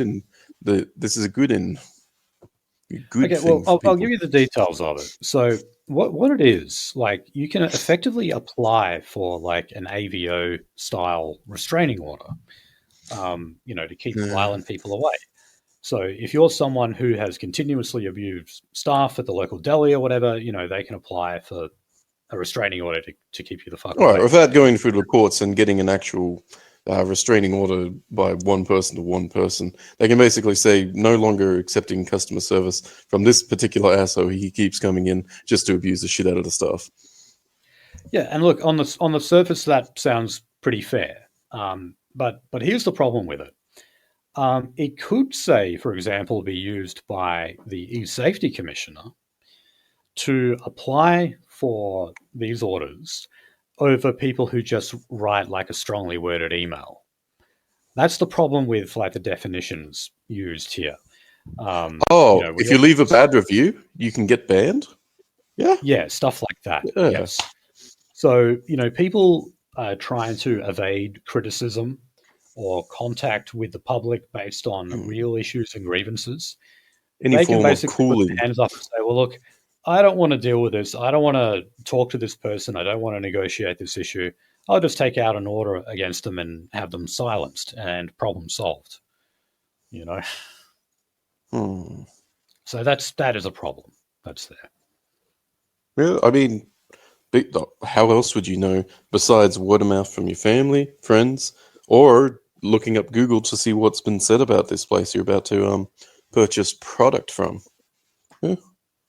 Yeah. Okay. Next story.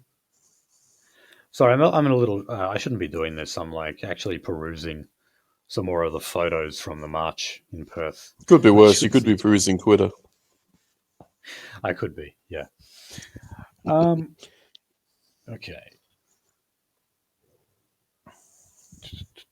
Where have I lost my bloody?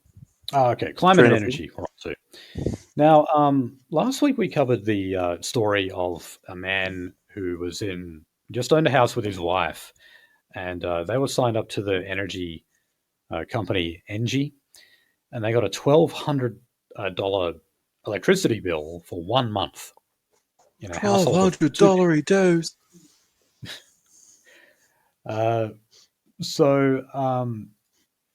The company Engie has said that they have been misleading customers over how much they are going to pay.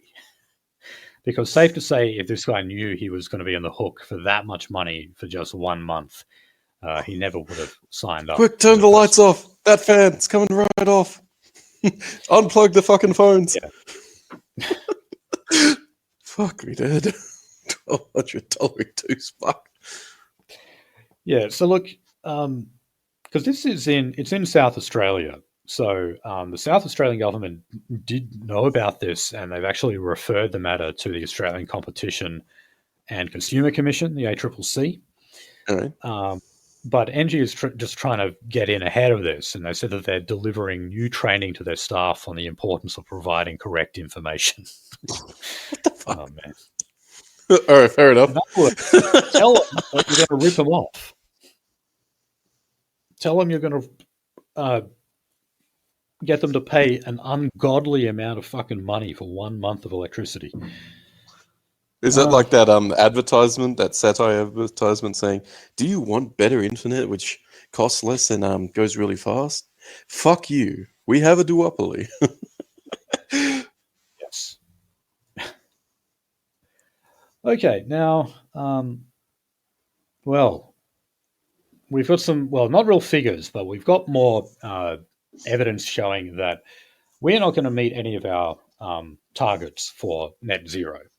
Woo! So, in one of those ways, they're saying that the current goal for 2030, which I think is like 82% renewable energy or whatever, they're saying that in terms of employees needed in the rollout, we're going to be short about 42,000 people. So yeah, we've covered stuff like this before. Like, think, for example, electric car technicians. You know, you can't just get an everyday mechanic to fix your Tesla. It's a completely different system. So you need to train new employees. But then, you know, obviously there's everything else. I mean, how do we construct all these wind turbines and solar? You put them right out to sea. You put them right out to sea, and you give the fucking offshore maintenance companies the shirt off your fucking back, because bugger me, will they would take a lot to maintain. And that is if a fucking cyclone. Well, I guess you can't do it in Queensland, but bloody tropical cyclone is gonna take a while to get all the way down here into New South Wales, and then you're gonna see bugger all except the normal, just shitty weather in fucking Victoria. Not sure how the fucking weather is off Western Australia. Any good? The what, sorry? How's the weather offshore of Australia? Any good for putting a wind turbine out in the middle of the sea? Yeah, but I'm not sure if we have any here. But, you know, we'd run into the same kind of environmental problems that they do in Tasmania, killing the birds and everything. So, or killing our clockers, maybe. Is your main river dammed? Main river, what? The main river, is it dammed in order to create electricity, hydropower? The Swan River. No, it's not. Yeah. So yeah, you couldn't basically poke that thing without killing everything that moseys its way all the way up the river. Yeah. In order to spawn and all that. Like good example is American salmon and their lovely trip up the thing. Have you seen their ways of keeping the salmon alive through the dams nowadays? No.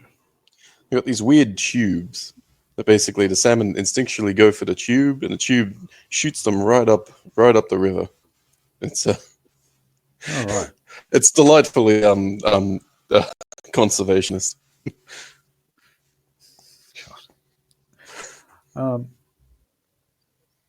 Okay. Oh well. Okay. Now the Environment Minister, Murray Watt, and by the way, he was one of the ministers doing the rounds last week, condemning all the protesters on the weekend As you being do. racist, rabble As you do. rousers. Because that's part of his purview of interest. He's a fucking His environment professional minister. purview of interest. So yeah, look, he also says, yeah, we're not going to meet the targets by 2030, and that as a result of that, he is looking to overhaul green tape, which of course is just environmental red tape. We failed it. We might as well just burn it all.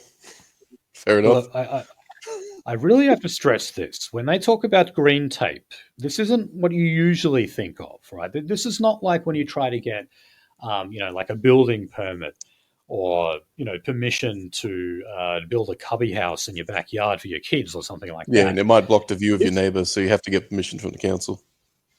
Yes, it's not like that. So when he's talking about green tape here, he's talking about things like, for example, building transmission lines through people's properties. One of the things that they're trying to turbocharge at the moment is the transmission lines that they have in regional areas that go because they're hooked up to the green energy projects, whether it's a wind turbine or solar farm, whatever it is. Yeah, so it's got to get out now. It's taking irregardless of the environment, ironically enough.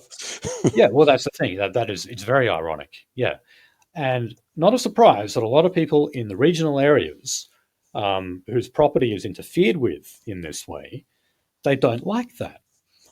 That is the kind of green tape that he was talking about, where you actually actively fuck over the people in regional areas who have to deal with these monstrosities being built there. While, us in the suburbs and the inner cities, we never have to worry about that kind of thing. And there's very, very often been complaints that the whole consultation process that takes place with people living in those regional areas is too long. So basically they're saying that we should be able to skip all of that, tell the country hicks to shut up, and we'll just blatantly violate their property and interfere with the environments around them, and they shouldn't complain about it at all. That is what Murray Watt actually means when he says he wants an overhaul of green tape. Could have sworn that there's some sort of law here in Australia that basically says, yeah, anywhere under the soil is not your property. You have it sitting on the fucking soil, and that's what's yours. At least while you pay rates to it. If you stop paying rates, then off it goes back into the coffer of the government via the banks, via their institution. So yeah, Right. you're just expressing that yes, you do. You don't really have ownership of where you own. It's bugger.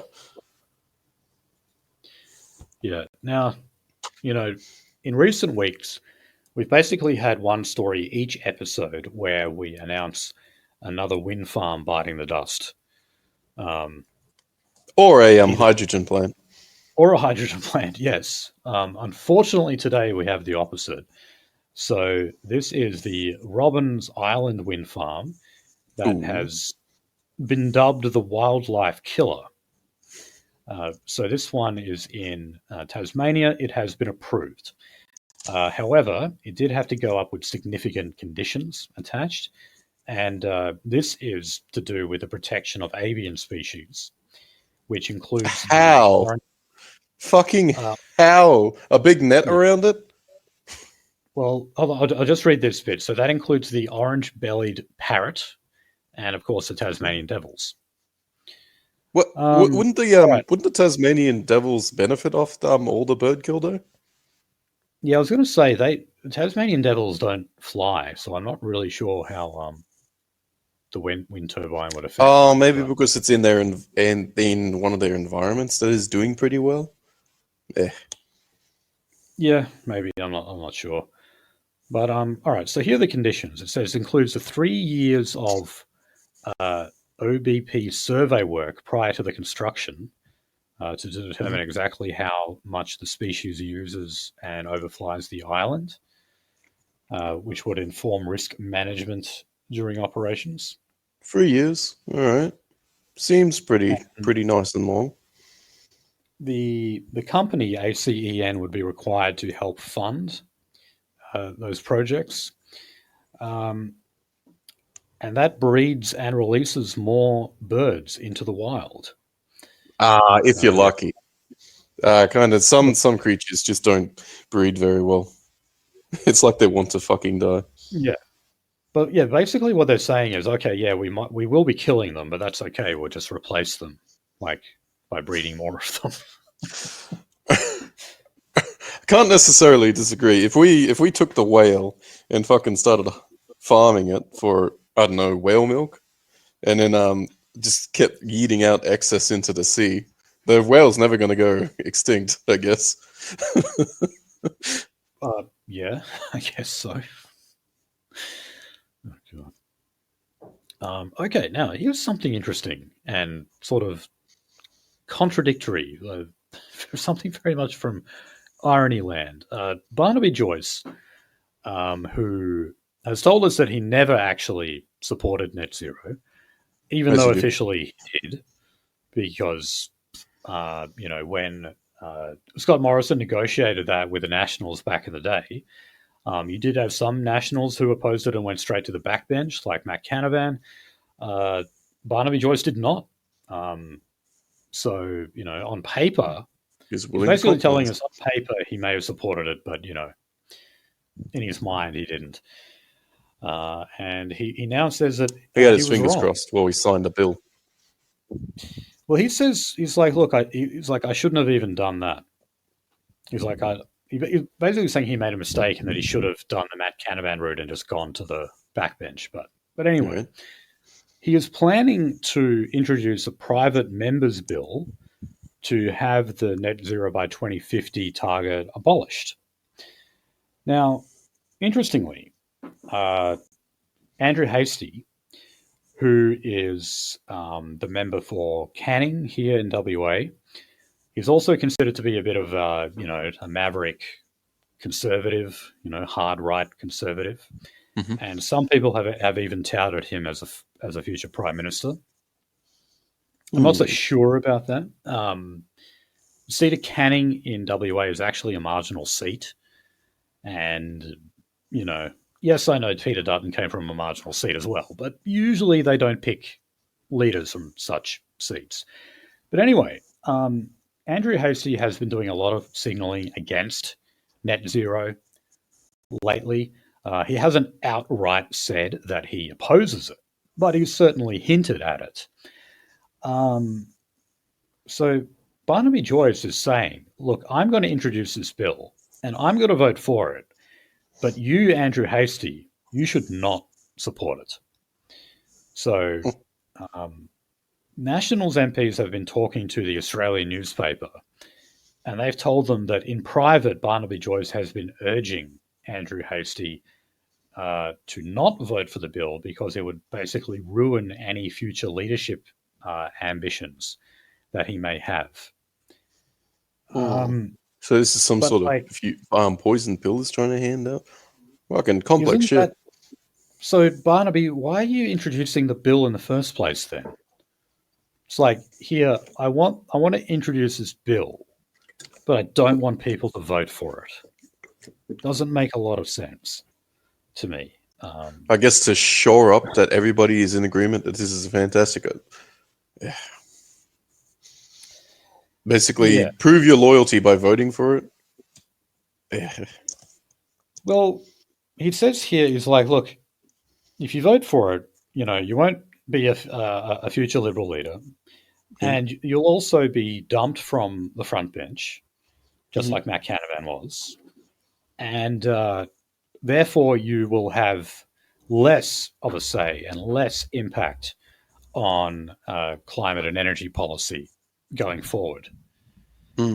So it's a very bizarre, like, I don't even know if I should call it 4D chess move from Barnaby. I'm not really sure what the hell this is. Yeah, I guess you can hang it as an albatross either way if you win. Fuck. Yeah, as I say, 4D chess, waste of fucking time.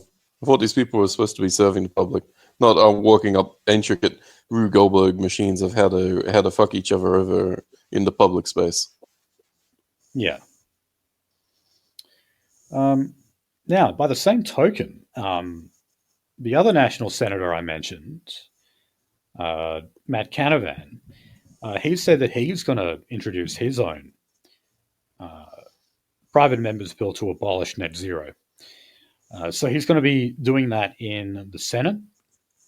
Some people are saying that this is sort of being done on purpose because it's to illustrate the difference between the National Party and the Liberal Party. And, they did temporarily divorce after the election. It was short-lived, of course. But remember, the reason why they divorced primarily was to do with net zero and the related policies like nuclear. So there are some people in the Nationals who basically think that battle has not been finished and they still have more to go. And yeah, I guess it's also just a shit test to see if there's going to be any Liberals who will join them.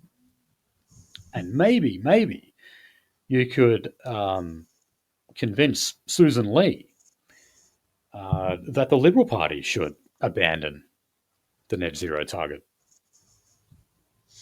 I doubt it.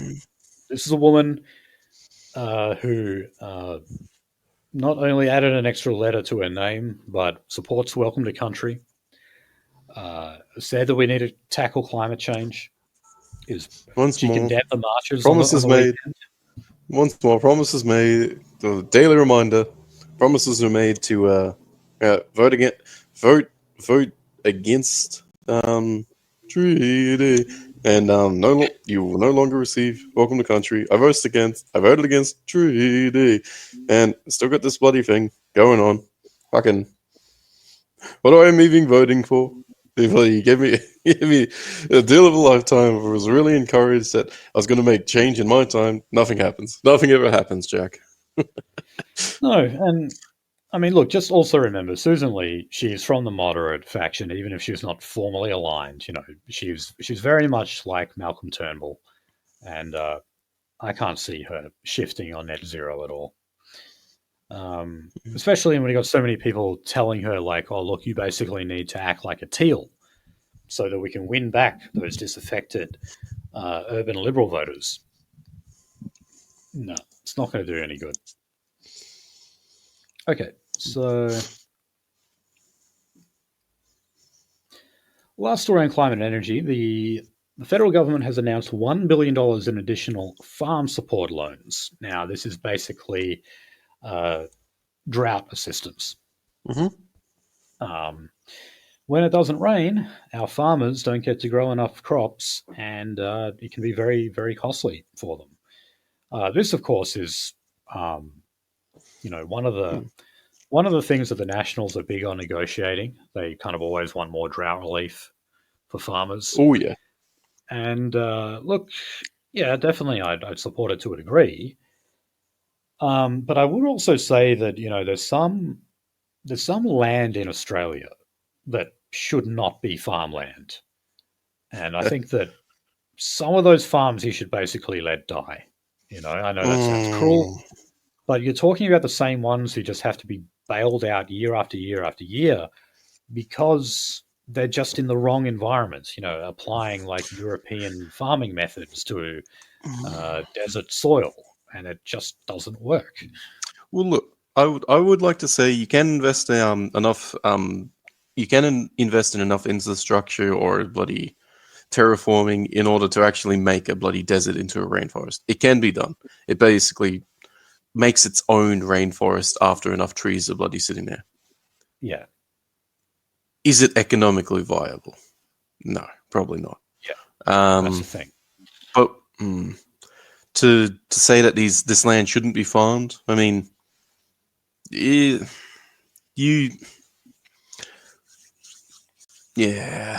Are we just doing this to enrich people? Doesn't look like it. It's kind of way of life of having. You can imagine most of this farming is basically cattle ranches. Let the cattle go kind of free, mosey them in together from time to time, and put them around keep them around the water and all that. But we should be able to have the infrastructure eventually. I mean, shit's supposed to always be growing. If it's only growing in the housing industry and we're cutting these things off, I think it's a failure on our part, not basically slowly making the infrastructure grow out and out. A bloody. When I was growing up, the place I was on wasn't on the mains water. We had a bloody we had a dam and we had a tank. We had a filter and very, very interestingly tasting water. Every now and then, drought hit. Well, get a truck in that had water, fill up the tank. A million times worse for somebody who's like growing some sort of veg and has to plop it down. Probably a bit easier for people who have cattle and all that to have a nice water system. So, yeah, depending on what you're growing, let it die, I guess. Poor fuckers. Yes. My heart goes out to them. Okay. And, I'll definitely support support packages for those people whose, farm, sadly. Oh, bloody hell. A transition into getting them to learn how to code. Fuck. Yeah, well, I don't mean like that, but, Yeah, it just comes into something like that. Get into another industry, get into another fucking crop and abandon your farm. It does come back to that. If it's a dying industry. Hopefully one day it fucking blooms and everybody is at their beck and call and they're fucking rich as anybody else, but yeah. Look at a draw, I guess. Okay. So onto the environment. Quick story in South Australia. Of course, South Australia likes to compete with Victoria in being our most progressive state. They are going to phase out the use of single plastic soy sauce containers. Those ones that are shaped like a fish? Yeah, I see them on the ground from time to time. The red cap. Yeah, we've all seen them. It's got like the red cap on it, and, you unscrew that, you pour your soy sauce on. They're banning those. Oh. I hear they come from Japan especially. So are we punishing Japan or something? What's the deep and meaningful behind this? Oh God, I'm not sure, but it's just it's just a continuous war on plastic. Like it doesn't end with the straw or the cap on your soft drink. They're going after plastic of every kind. Well, I remember a lovely TikTok or YouTube lady basically going, "Yeah, here's your meat. It's wrapped in plastic. It's got the foam. This, that. It's brought to your thing in cling wrap with bloody plastic cardboardy shit that's run off of fuel. But you got to pay for this bag here because we're trying to save the environment." Yeah, and then it's funny, like you get like a juice box that has a straw that's made out of cardboard or whatever, but it's wrapped in a plastic package. A big old plastic package. Keeps it all together, Okay, so just another quick story in the environment. Tanya Plibersek, who of course is the environment and water. Oh no, sorry, the former. Huh? Yeah, former. I thought she's out of that position. Yeah, she is. She's doing social services now, and now you've got good old Murray Watt as the environment minister. It's been ruled that she did not read a major water resource plan before she approved it For back fuck's in sake. 2022. Now, Your one this job, lot- the one job you paid Squillians for. Yeah, well, look, she something that can really hold up these projects is if you make a submission. Like if you write your own report or something, and then you submit it to the minister and say, I don't think this project should go ahead because of XYZ. It is the law. It's part of environmental regulation that the minister must consider that document.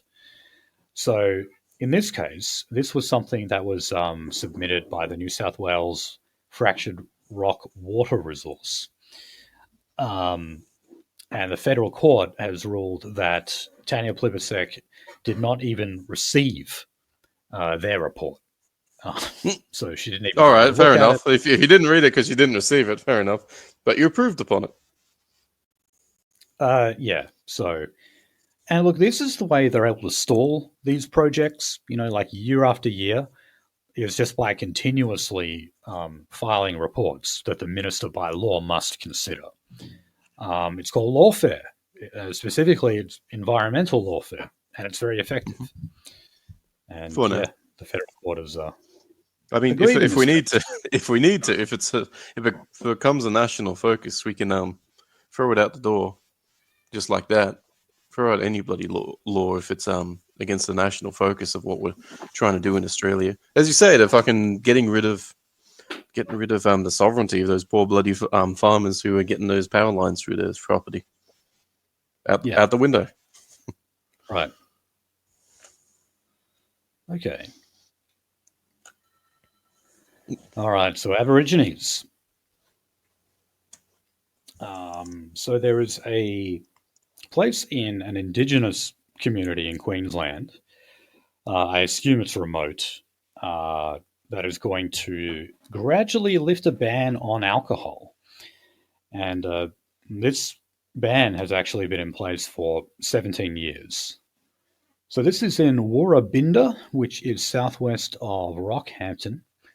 One of 15 local government areas in the state that has alcohol restrictions. So there's only about 1,000 people here, but it was voted, like it was the community itself who voted to have an alcohol ban back in 2008, which would have been not long after the Howard government's intervention in the Northern Territory. Mm-hmm. So yeah, we've covered a lot of these, like particularly the ones in the Northern Territory that used to be dry zones, and pretty much every time they do this, every time they roll it back, when they say, "Oh look, you can't prevent us. This is paternalism. You're saying, you abos can't handle your piss, therefore it should be banned." You can't handle your online pornography. You can't handle TikTok. Well, it's your own community members who actually vote for the bans, right? Because they know what's good for them. But yeah, I mean, I guess. not long before we had the vote on the Indigenous voice of Parliament, things were really fucking kicking off in the Northern Territory, like out of control violence, crimfluencer videos, carjackings, all that stuff. Oh yeah, thanks TikTok. Very cool. You probably showed Western society that it can be weaponized. Fuck. Yes. I mean, and that was a major headache for the Labor Party in the Northern Territory, and Albo, of course, he wanted the voice to be pushed through, whereas, simultaneously he's dealing with out of control Aboriginal crime. So much of that occurred in remote communities that used to be dry, and then they went and relaxed those laws. And so the chief minister at the time actually said, no, it's racist that we don't allow them the freedom, the choice to drink. Albo went and took like an emergency trip to Darwin and basically said, no, you've got to reverse this. And she did. She listened to him. Ooh, yep. So, look, this is going to be the same thing. I guarantee after only a few months of this, you're going to start seeing reports in the media again about how violence And alcohol-related crime is again out of control in this area. Guaranteed it's going to happen. To what end? I mean, and are these communities producing enough money to actually purchase it on alcohol, or are they getting it via how do they source it? Goon. They buy goon. I mean, yeah, they buy the Aldi they buy the Aldi beers, lowest cost bloody things around, whatever. But all that. But like, what place does this have in their societies besides poisoning them? Oh, nothing. Yeah, no, I mean, and they spend almost all their money on that and smokes and petrol and whatever, which is why we, sometimes like to quarantine their money, so called. Mm-hmm. And they say, "How dare you tell us how to spend our own money? It's not your money. It's Centrelink who's giving it to you. What are you talking about?" Okay, it's so the people's money, comrade. So there's this another remote community here called the Wadeye Barge. They've got a ship that comes in to deliver food and other essential items. It's basically the only form of transport into the area that can carry a lot of goods. No, a ferry into the absolutely butt-fuck nowhere. Exactly. Yes. But now they're saying that a road access is going to be cut off, and that's going to come to an end. This basically means that if these people can't get out of that area, they would starve to death. Fuck me dead. So the Northern Territory government is saying that they are rapidly working to find a reliable alternative freight service. But yeah, they better hurry up. Well, it says here during wet season is when you can't fucking reach them. So half the year, 6 months worth of fucking storage. But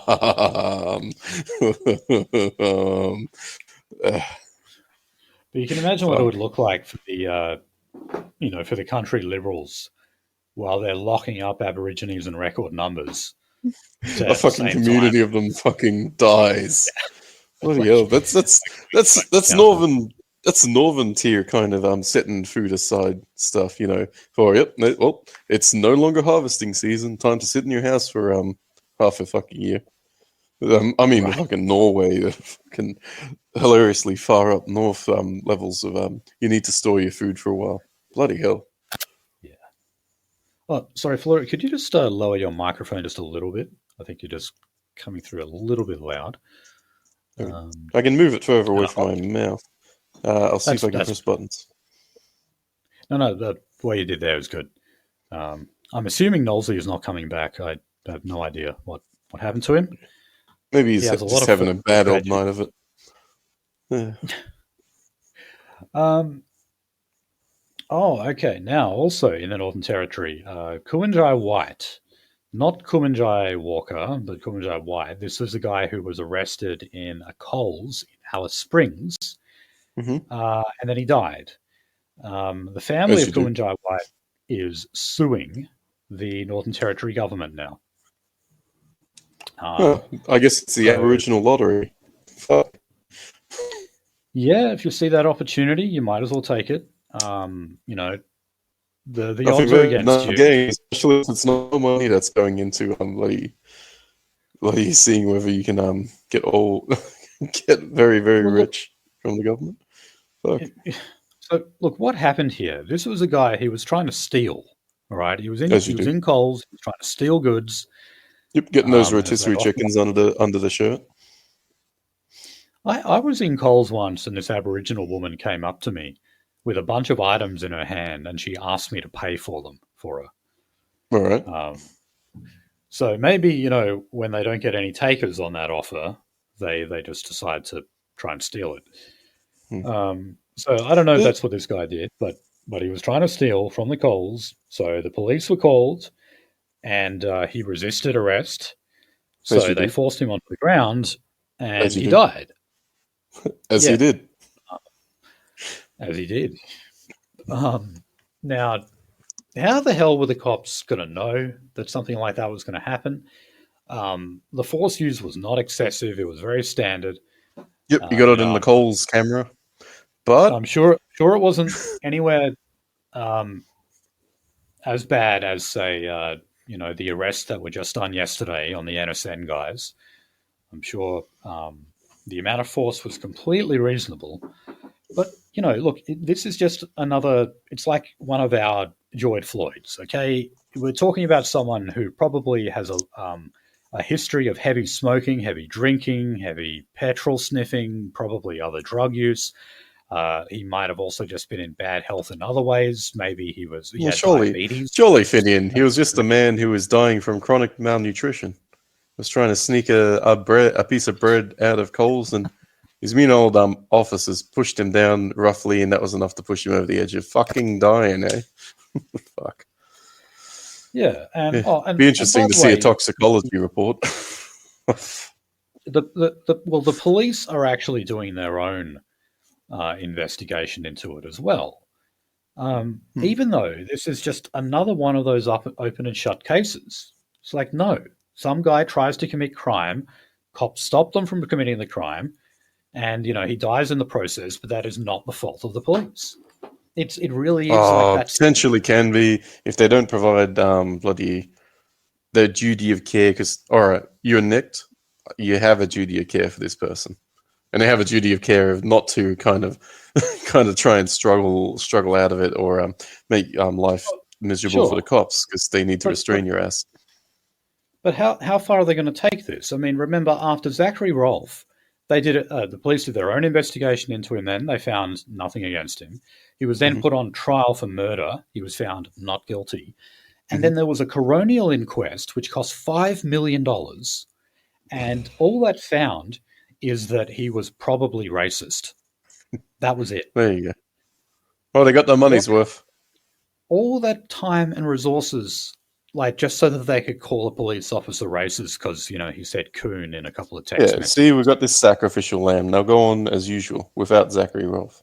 Right, that's what I'm saying. So the police investigation, this is the tip of the iceberg. As we can see, it's going to the federal court. They're seeking damages, and this could result in one of those police officers getting charges, whatever it might be, and yes, a coronial inquest later that costs millions of dollars. So, my God. See if they take it up the chain of command and go for those big bucks.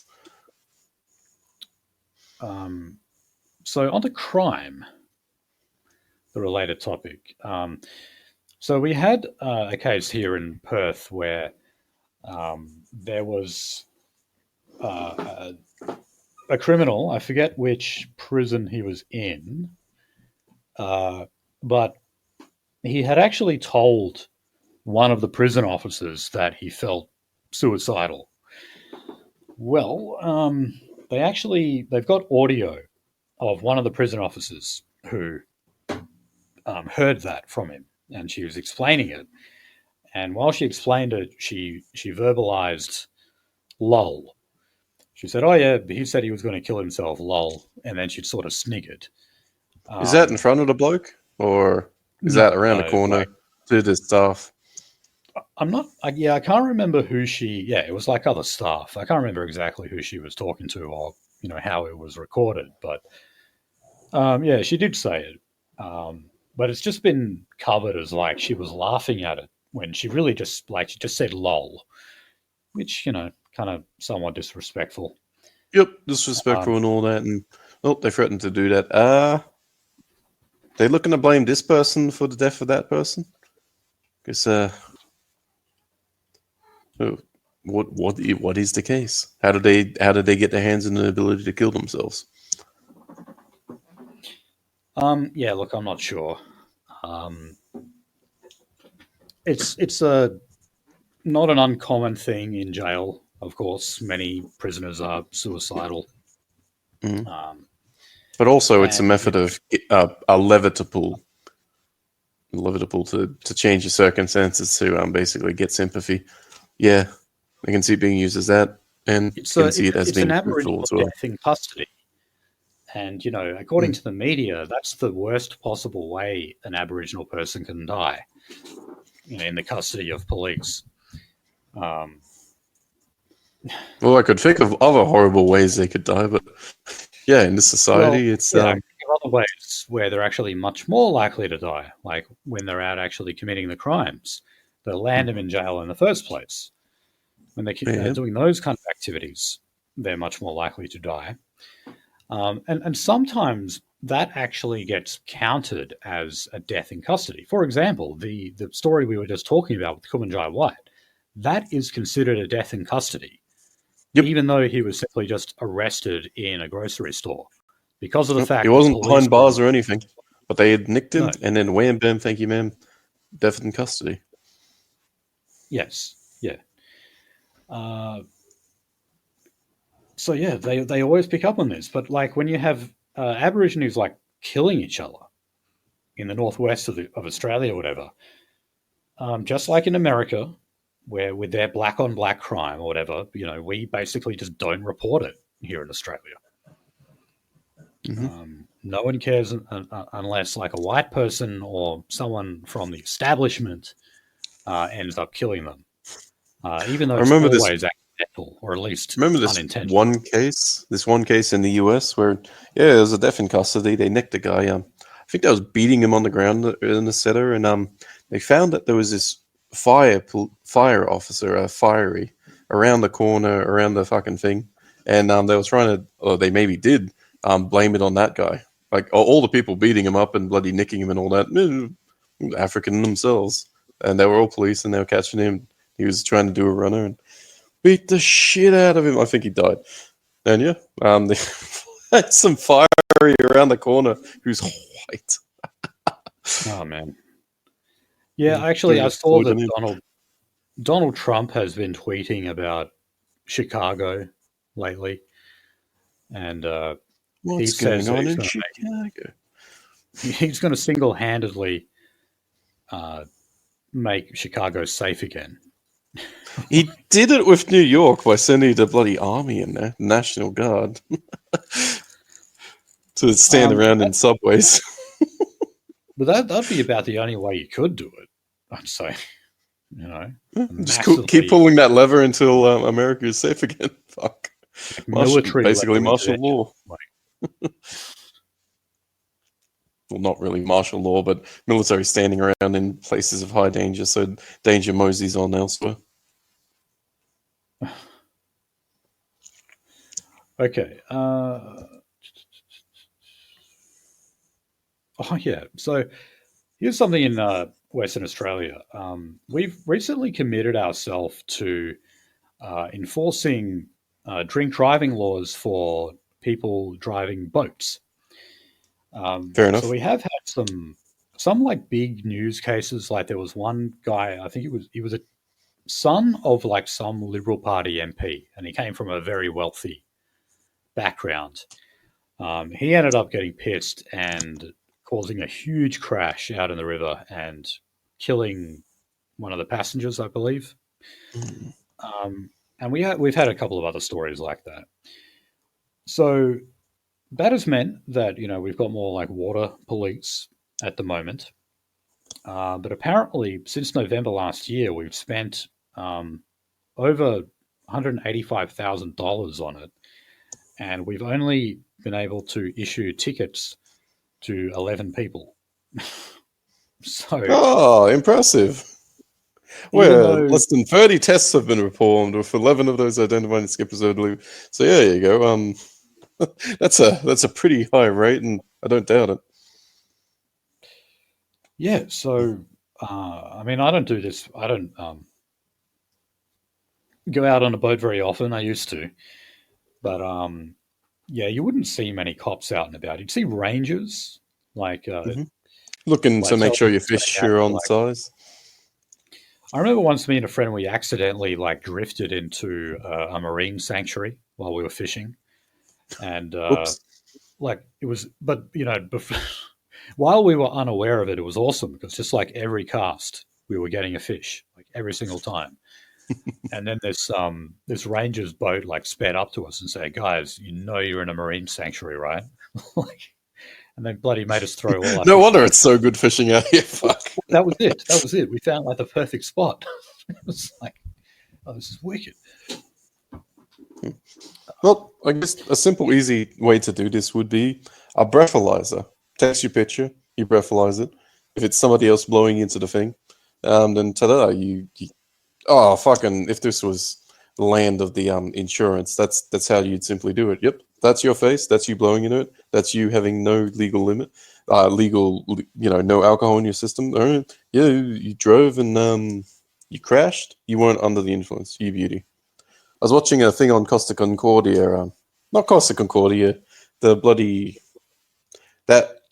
ship that did the Panama Canal crashed into it, and they basically immediately took the captain aside to test him for drugs, alcohol, the whole shebang to make sure, all right, you are illegally responsible, but are you high at the time? Are you under the influence? So, yeah, bloody importance-wise, bloody sucks to not be out there and having a drink. But fucking dangerous as well. Yeah, it is. Yeah. Yeah, I mean they've got those mechanisms for like repeat drink drivers, don't they? Where you have to like blow into it in order for and you can get your mate to blow into it, but wouldn't recommend it. There's probably all sorts of ways to work these systems. But you're taking a picture of you while you blow into it to say, yep, you're under it. Or if somebody else is blown into it and then you drove and then, well, then you're super fucked because, oh, what are you doing here? This is fraud to the system. Just another mechanism. Okay. But now, yeah, bloody 30 bloody tests. And so in Victoria, I mentioned before like the increased danger that staff are facing. So there was a recent story in Victoria where at a retail shop, they actually stole $90,000 worth of goods, and that included $10,000 worth of razor blades. Yeah, I heard like if you look at when you buy like cartridges of razors in the shops, they very often come with like they're like the only item that is equipped with like security mechanisms to stop you from stealing them. Batteries as well sometimes. The reason why is because both items are very small but very expensive. So if you grab a whole heap of them at once, you can easily store them and then resell them later on. So that's why they go important. for Well, that's the important part about it is nicking things and doing that out of New York itself. You have people just going in, nicking X amount of money's worth of Gucci bags and then selling them to a third person out on the street. And it is the fucking real deal. It's a fucking battery. It's a drill that works, except you're not paying bugger all for it. And you're not shipping it in. The person that's selling it to you, you're not shipping it in. You're paying very little to the bloke who basically just walked in and nicked it for you. And you're making a fortune. Who would go to the store when you can buy this perfectly legitimate product? So yeah, you're gonna have to deal with that into the future. That bloody New Yorkian style thievery to sell off the side. right. Now, when we look at the security footage, you know what you see. Yep. If I'm psychic. if you want to see, I can already see who is nicking the trio. I can see they're hooded. They're youths.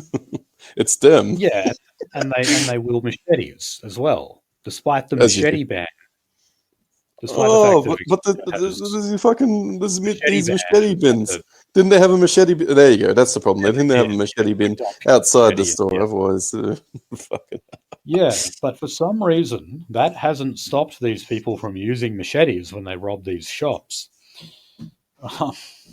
And look, if you want more examples of this, just go to notice.news. They're great at profiling these stories of cultural diversity enriching us in all these great ways. Oh yeah. So, have you heard of this guy called? Oh shit! What's his first name? Um, is it Desi or is it DZ? I'm not sure. Freeman. Oh, He is. the bloke who had the no knock raid and then blasted the cops away. Yeah. So he shot dead 2 police officers. Recommended. Now I think he's basically, what you call a sovereign citizen. Mhm. Sovereign citizens being people who try to argue that the law does not apply to them. I'm simplifying. Fun thing to say within range of the government. Fuck. Yeah. So that, I guess, is what this guy is. He is heavily armed. Obviously, he had to have been to knock off 2 cops. And there's now around 450 police officers looking for him because he's escaped out into the bush. They're taking their time. Now, he's they say he's a deeply religious guy. So I don't know, maybe he's involved in some kind of cult behavior. I'm not really sure. But I saw that someone at one of the rallies on the weekend actually had a sign praising him. Well, is he going to become another folk hero? He has somewhat, yes. So that was a stupid sign, especially when they said no. All you're supposed to bring in is Aussie flags. You're supposed to leave all the other crap out of it. But anyway, this guy Desi Freeman, I must wonder, is Freeman his real name? Because I know it's a very common thing for libertarian types to change their name legally, their last name to Freeman. Ian Freeman from Free Talk Live, for example, is a good example of that. But anyway, I saw this guy's wife on the news the other day. She apparently does not agree with his beliefs and has said that he should turn himself in. Yeah. Anyway, his wife looks like some kind of fucking Filipino. Okay. Desi Freeman himself, I'm pretty sure is white. He looks like a white guy to me, at least the photos that I've seen.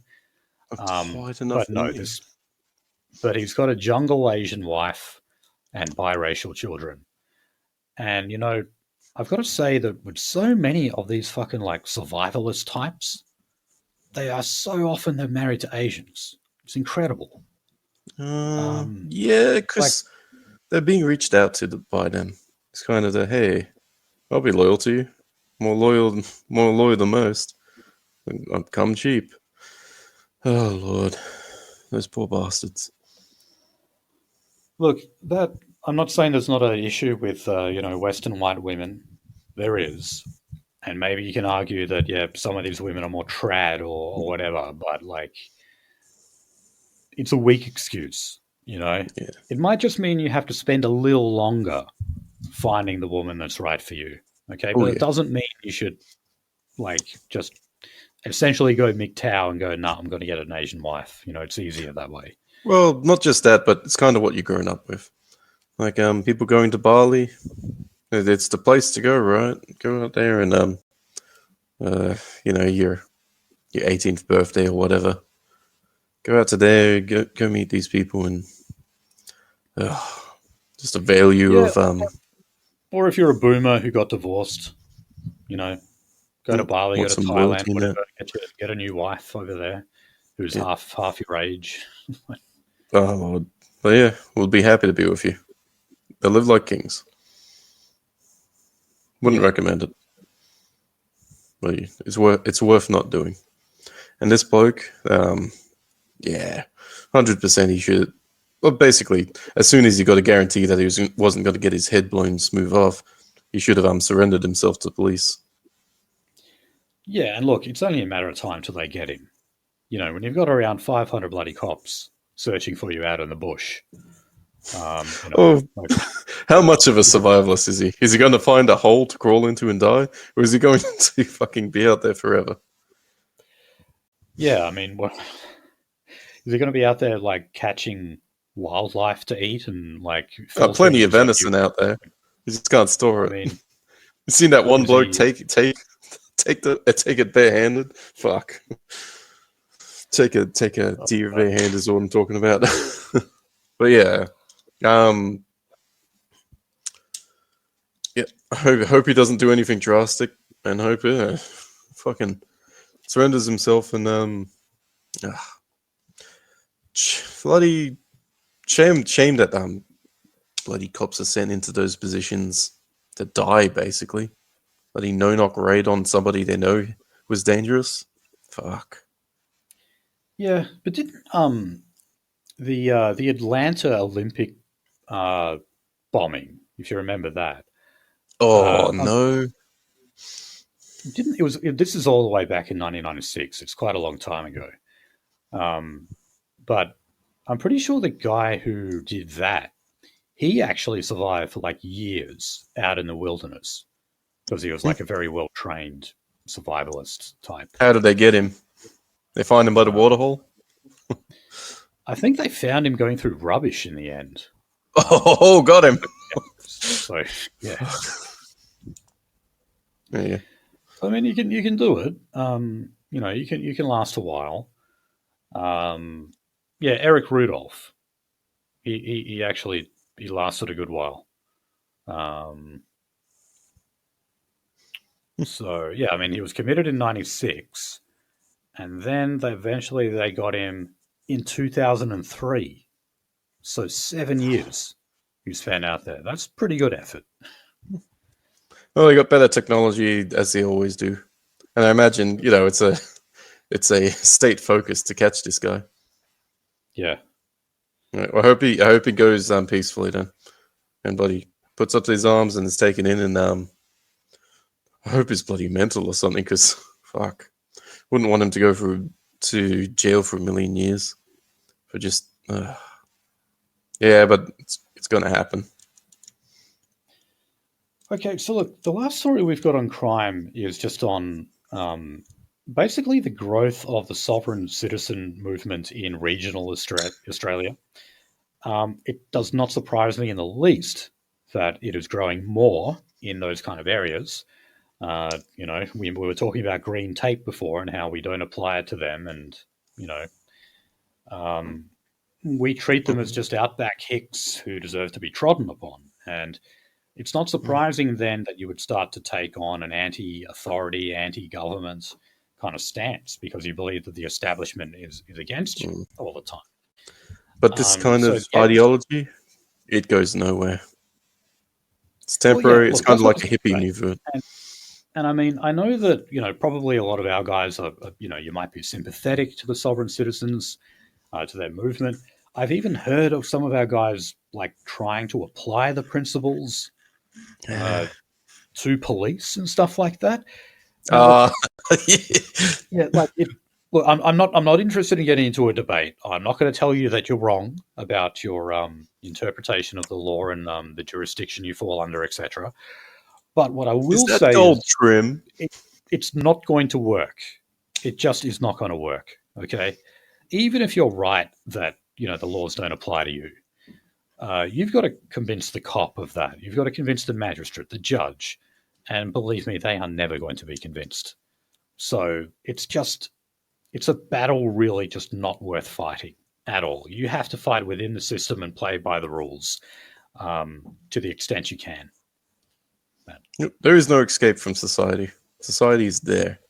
Kind of framing yourself in a way, finding rules lawyering, people who make the rules and change the rules as per needed, and the hypocrisy of the system, and being a martyr for something people don't really care about. Wasted effort. Yeah, you're just going to end up with your car window smashed in and your door unlocked and you dragged out of there. If not, your seatbelt being cut off. Yes. And a obstruction of justice and resisting arrest charges added to your rap sheet. That's what's going to happen. Hey, they're probably going to get a pat on the back for if you've seen that there's footage of them doing just that. But after bashing the window in, they took a fucking whack at this bloke's face, I think, in the US. But yeah, they're probably going to get, even if they get in trouble, they're also going to get pat on the back and respected for fucking up somebody, making cops' lives difficult. Fuck. Yeah, no, because if you refuse to wind your window down or get out of the car, they will break it down, and they're allowed to do that. They have authority to do it. So, like, yeah. So don't even. More than just them. If you are the silliest person on the face of the earth and leave your kid inside the car without any air conditioning on, there's nobody on the face of the world who wouldn't no bloody society who wouldn't say, bash his window in, fuck it up. Key his car a little bit on the way out. Fuck that guy. Yeah, no. Also, keeping dogs in a car like that can kill them. So, yeah, no. Anything you leave in there that's alive. Yeah. All right. So, just a quick story on drugs over in Queensland. Now, the new LNP government in Queensland withdrew funding for pill testing in the state. This is basically like a clinic that tells you how good your drugs are, how potent like your ecstasy or your speed is. What, did Timu release a product that was 100 times more cheap, and so they thought, fuck it? I'm talking about not Timu giving drugs. I'm talking about testing your bloody drugs. Then I'm getting the government to do it. Look, it's a great place to find out if you've gotten value for money. Is your drug dealer selling you the high potency pill that you paid for? Go and get it checked out. There's no evidence that it results in fewer drug deaths or drug-related problems. In fact, there's evidence to the reverse of that. But anyway, you've actually got now a philanthropic avenue been taken here. So there's a not-for-profit organisation called the Loop Australia. Now, they have stepped in to fund these clinics to do the pill testing. So, yeah, it delivers drug checking services, as it's said. It's a hell of a charity. I know. It definitely is. But, yeah, I mean, they're saying, like, okay, we've got new data that showed 310 unintentional drug overdoses in 2023. Okay, but then they offer absolutely nothing that says that, that's because the people failed to get their pills checked out or whatever. All right, my pill is a little ratty. You think there's anything on earth that could stop me from putting it in my mouth? If anything, it would increase the amount of people overdosing because you're providing feedback to customers as to where to get the best drugs. That's usually the way they go about buying them, is they want to get the most potent drugs for the cheapest price possible. And if you facilitate that, that means they're going to get those drugs. And therefore, they're ingesting higher potency drugs and more likely to kill themselves. Yep. Oh, God. But yeah, this is a charitable endeavor, apparently. My God. Well, non-Gentile organization, right? Maybe it's another method of poisoning the old watering hole. Yeah. Okay, so let's zip around the states, going to party politics in the states. So here in WA, they're trying to renegotiate a formal coalition between the Liberals and the Nationals. This actually has not existed for years now in WA, unlike the other states where it's fairly secure. Our Liberal and National parties had a falling out a while ago over resources, royalties. Royalties from the mining sector, and diverting those royalties to regional infrastructure. The Liberals weren't so on board with that, but it was a project that the Nationals considered their pet, and they kind of spat the dummy when they couldn't convince the Libs. So we still just have like a flimsy alliance between the Nationals and the Liberals. We don't have a formal coalition like they do in Canberra. So they're trying to negotiate that because, well, they may be likely to stay out of office for a very long time if they continue to fight each other like that. And they've already lost 2 elections in a landslide. And they're probably likely even to lose the next one, considering the makeup of the current parliament. Okay, Or the "this is it" year will have to be a big old swing one if they're going to keep fucking about. It would have to be huge, absolutely huge. Okay, so in South Australia, you have the independent MP Troy Bell. Now, this was a guy who he represents Mount Gambier, and he was found guilty of 20 counts of theft, 5 counts of dishonest dealing with documents. This was in September last year. So he has now resigned from the South Australian Parliament. He did try to appeal the charges to the Supreme Court. However, that appeal was dismissed. So he's out of Parliament officially now. However, Mount Gambier is not going to go to a by-election because you've actually got an election due in South Australia in March, which is not all that far away. So basically, Mount Gambier is going to be without representation. Oh no! For a few months. Probably won't make that. Well, if that was the representation they were getting before, put the horse in charge. Yeah, they're probably better off with no one. Okay. Don't usually do this, but we've got a local government story. Now, this just caught my eye. It was to do with a fabricated email that was falsely portraying an employee as racist. So this was someone who worked for the Cookshire Council. And then in the Queensland Parliament, the Cairns MP Rob Pyne tabled the fake email under parliamentary privilege in 2017. Now, I should point out here that Rob Pyne did not know that the email was fabricated. Anyway, why is this email such a big deal? Well, it depicted the woman involved, Alana Haberman, from the Cookshire Council. It depicted her as racist. And apparently caused this is how they describe it, a career-ending psychiatric injury. And, she's gotten a payout now from the Queensland Council. You know how much she's got? $2.3 million from a county. What percentage of their budget is that? This is just a local council. Well, that's like 2 1/3 houses worth. No, wait, I'm thinking of fucking New South Wales. It's probably worth a lot less over there. Let's call it an even 5 houses worth of council. In New South Wales, I thought there'd be like 1 house over there with your house. Oh, depends how many story house. Fuck. Yeah. So yeah, so they accused her of a crime. Accused her of the most heinous crime imaginable.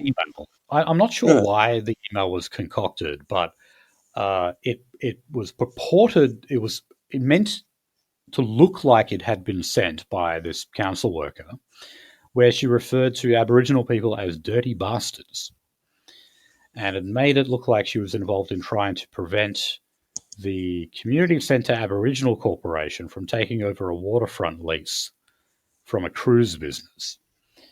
Now, this apparently, as I said, caused a psychiatric injury that just completely ended her career in public life.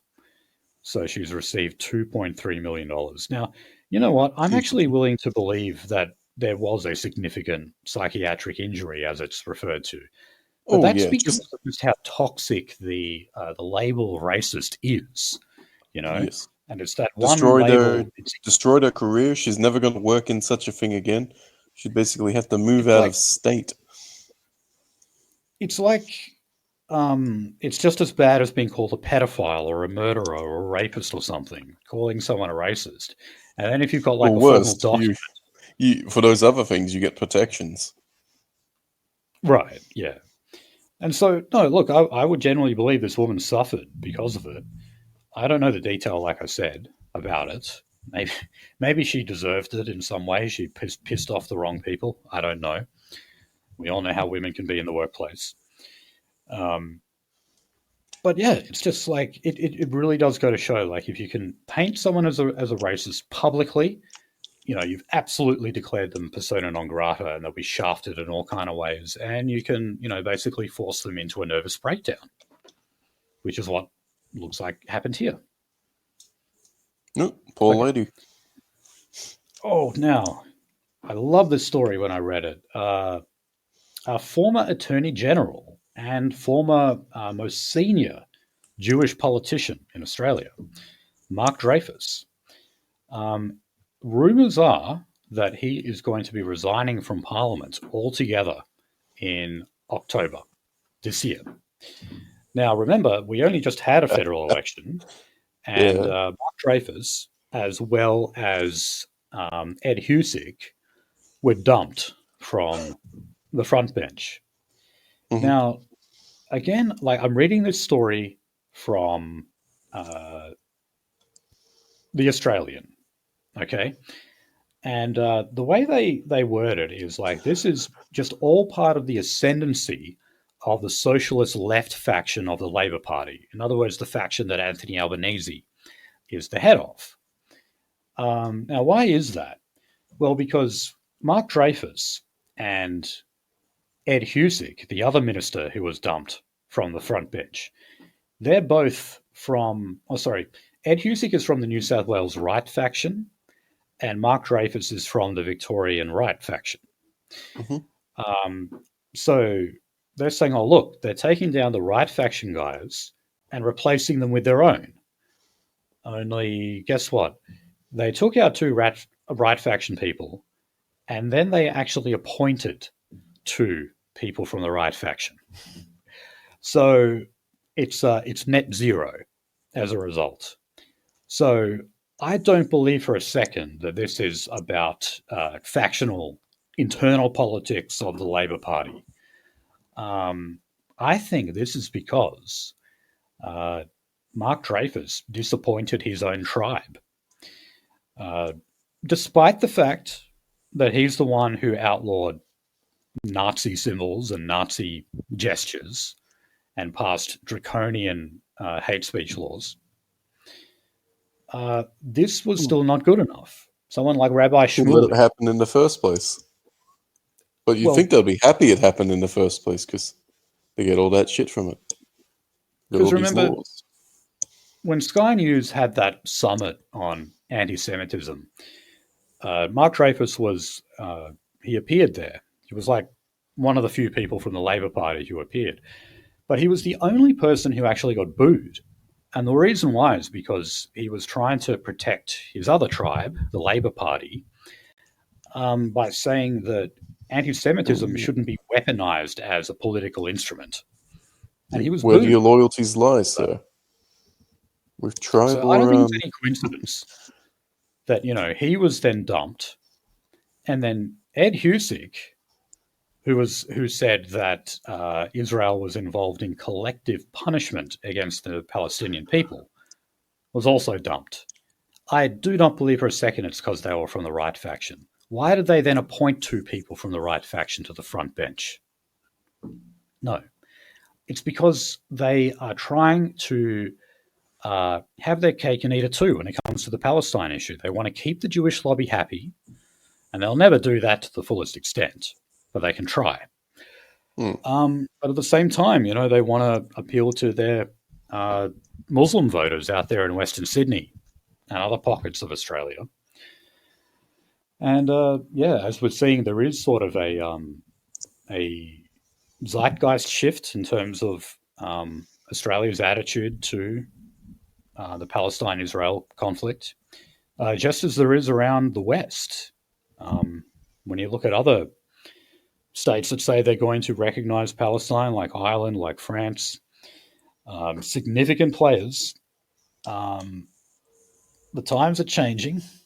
And, you know I've mentioned this before, but when I watched this interview with Milo Yiannopoulos on Candace Owens' show, he was saying that he predicts Israel will actually only be around for another 10 years because of the fact that they're losing support from their conservative base, which, largely comes from boomers who are getting old and retiring and dying. That support is running out. God willing, but there is this new right that's turning up, this conservative base, that are more than willing to step in their old, tin-ear-infested shoes. Well, look, the Jewish lobby is desperately trying to get to them, because, they have to look at earning support outside of boomer conservatives. They need to, tap into other areas. Otherwise, in an impoverished population, imagine shills come cheap. Okay, so in the Liberal Party's branch of Curtin, which is here in WA, it's the wealthiest and largest division for the party. They are pushing for a motion to support the pre-selection of women in winnable federal seats.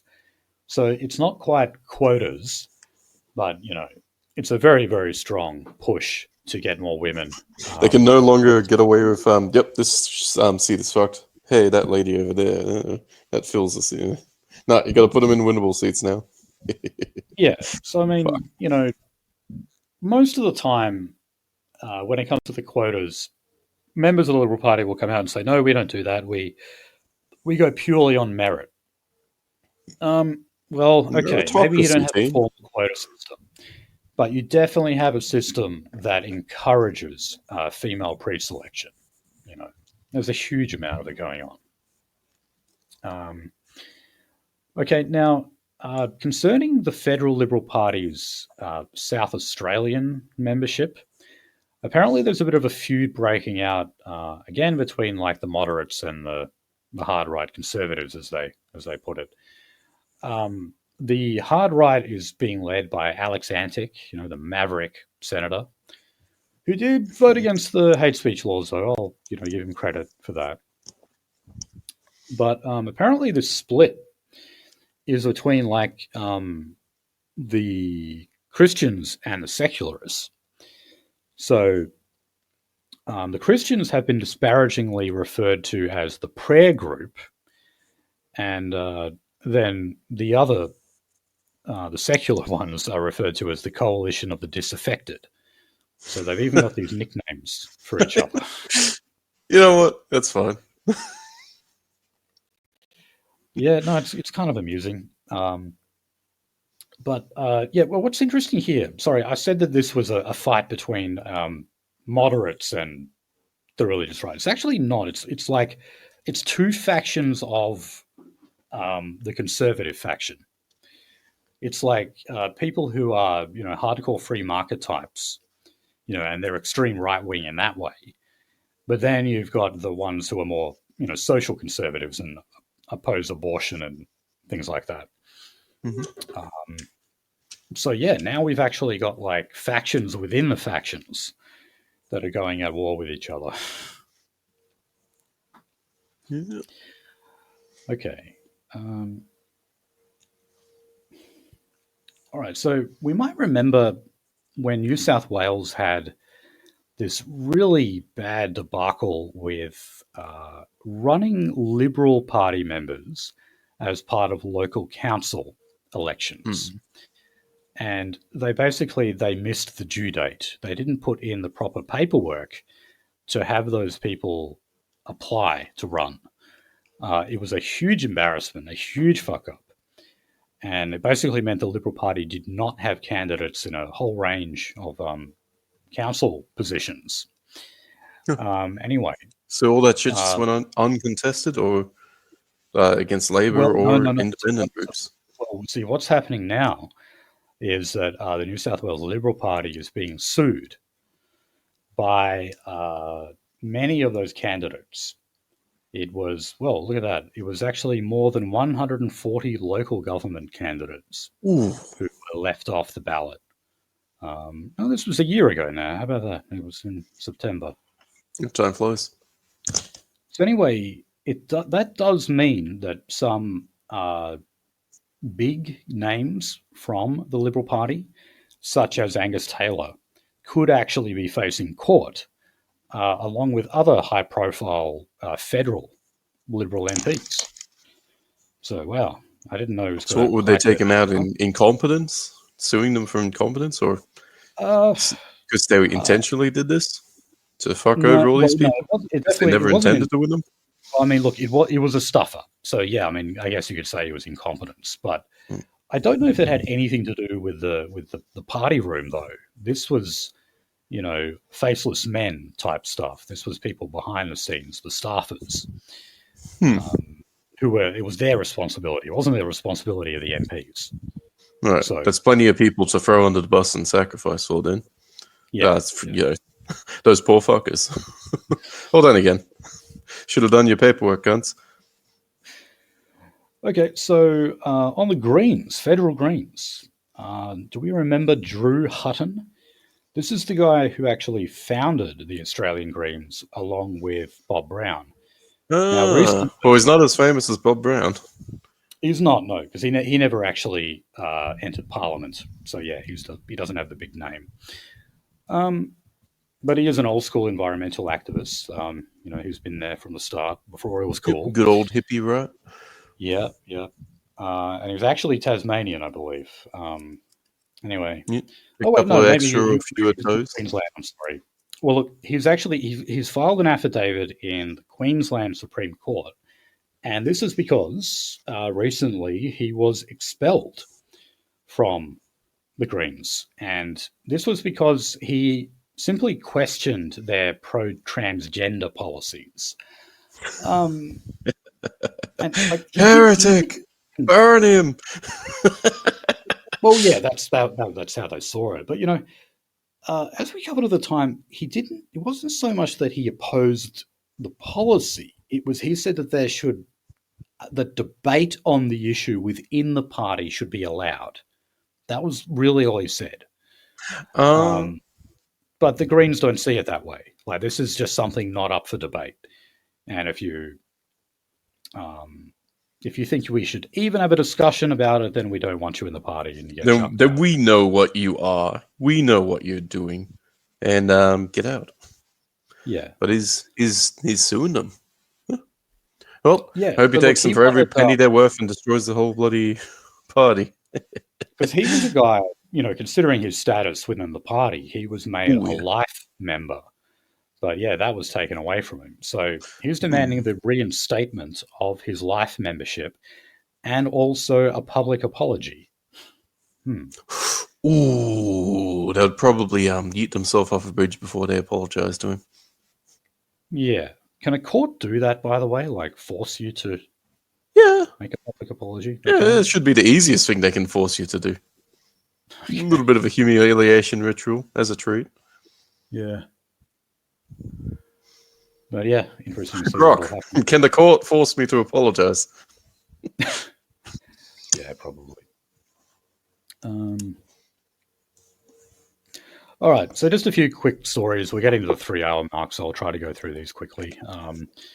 So on bloody hell, maybe I am tar-pitting you all the time. Fucking Nosy isn't even here, and I'm bloody added an extra bloody hour just like that. We've got empirical evidence now. We have a closed study. Okay, so aged care. They're looking to increase the number of home care packages. And they reckon there's a shortfall of close to 1 million, which is huge. So there's a lot of people on waiting lists looking for simple household items like cooking and cleaning items. And they're trying to rush that through now.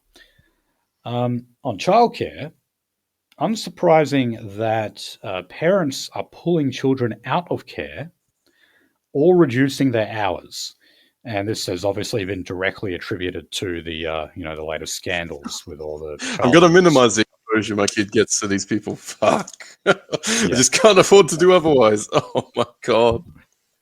So 1 in 10 parents have withdrawn their child from care and 16% have reduced hours. A survey also showed 25% had raised concerns with their childcare centre, with more than 50% of respondents supporting the need for a national register of childcare workers that would make CCTV compulsory. Yeah. So also get rid of their phones, because that helps. A lot of terrified parents out there who are rightly concerned that their children may be sexually abused. Lord have mercy. Lord have mercy on those poor fucking parents. Okay, so there was a big military parade in Beijing yesterday, actually, I think it was. It was in Tiananmen Square. I missed it. And it was marking 80 years since the end of China's war with Japan. Now, we actually had 2 former state premiers who attended this. Bob Carr and Daniel Andrews. Now, we might remember that Daniel Andrews was often referred to as Dictator Dan or Chairman Dan or Chairman Andrews a few times. Now he has actually joined this military procession, and he was photographed along with Xi Jinping, of course, but also Vladimir Putin and Kim Jong-un. Oh my God, the modern-day devils. Yes. All right. So the Australian and Sky News have just been going absolutely ballistic over this. Oh no, not the right wing Murdoch media. Oh, we're never going to hear the end of it. So they were just like, oh man, like I wanted to say outraged. They genuinely were like they were genuinely seething over seeing this, and they really didn't emphasize Bob Carr at all. Like even though he was there too, the focus was all on Daniel Andrews. Like, they fucking hate that guy. Okay, on gambling, the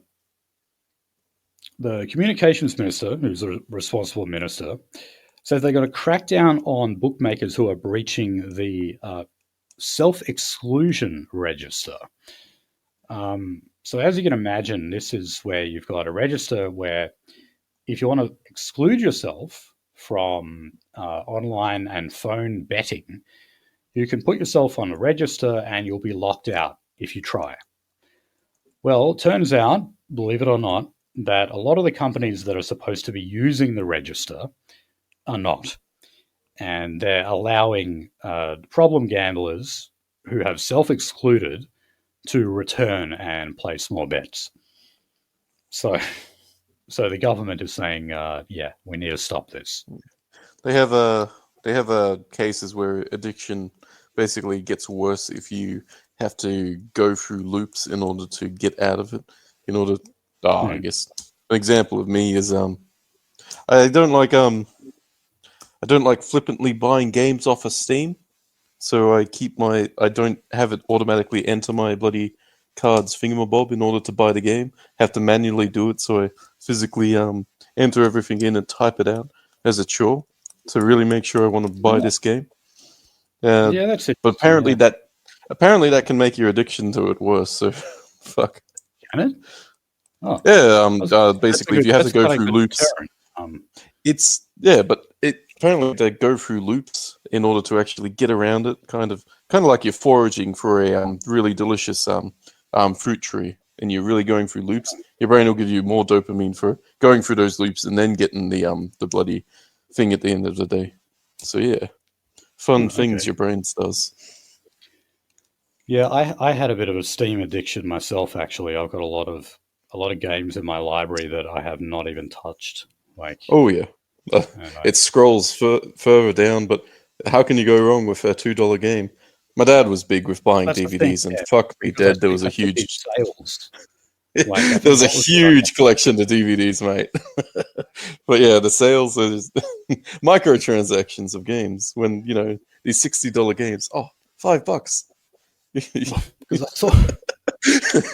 Yeah, recently it was a game called This War of Mine. I don't know if you've heard of that one, but that went on sale. It was like I'm not kidding. It was like $1.80 Australian. So I Nice. bought that, but I have not played a minute of it. you know. So even though it was ridiculously cheap, it still may have been a waste of money because I may not ever play it. Surely in your retirement you'll be sitting there going through all these games and getting your maximum entertainment, just like Dad had the DVDs that would watch. I always tell myself that. I always tell myself, I'm not going to buy any more games until I've gone through the catalog. However, that would probably mean I would never buy a game ever again if I were to properly implement that rule. Okay. Brittany Higgins. So we know that Linda Reynolds won her defamation case. Yep. That I think it was $340,000 that she's got to pay in damages, but that is not in legal costs. So because she's got to pay that as well. Yeah. So look, we know that Brittany Higgins has at least $2.4 million from a compensation payout that she received from the Commonwealth.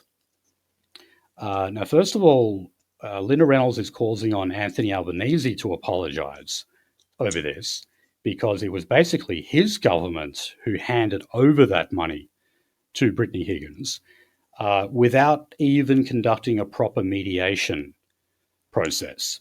So it was like a blank check, basically. So, yep, she's definitely right to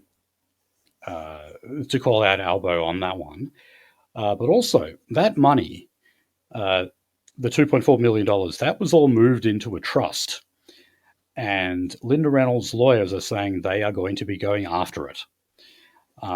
Because remember, it's not just the $340,000. The legal fees will be much more. Linda Reynolds paid for some very expensive lawyers.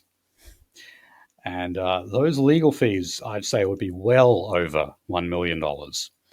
So, yeah, according to the Australian, basically, Brittany Higgins could be completely cleaned out as a result of this. And here in New South Wales, moving from a very modest house to a very an okay kind of a apartment. Well, she bought a house in France. Oh no! That was part of their plan for a while. Was they were just going to permanently move to France. Oh, if only they just went over there. It could have been living it up in the vineyards, drinking wine and eating cheeses. Alas, she had to go for that extra dollary do. Yeah. So the last I heard, they were actually selling the house in France. Basically because, they knew they would need money for the legal fund and everything. Okay. Yeah. And they weren't going to get the amount they put in unless they were extraordinarily lucky. Yeah. So that means, they could well lose everything. They've already had to sell the house to pay for their own legal fees. And now they're on the hook for the other party's legal fees and the damages. So, yeah, this this grand plan that Brittany Higgins and David Shiraz had. Remember, David Shiraz was probably the main orchestrator of this behind the scenes. Their plans have well and truly backfired on them now. Yeah, we'll jump off that bridge when we get to it, Mr. Barnett said. Bennett. Fuck. So, on a disability, there was a sob story in the ABC about people with Tourette's syndrome. Fuck. Now, apparently, 1 in 10 people with Tourette's syndrome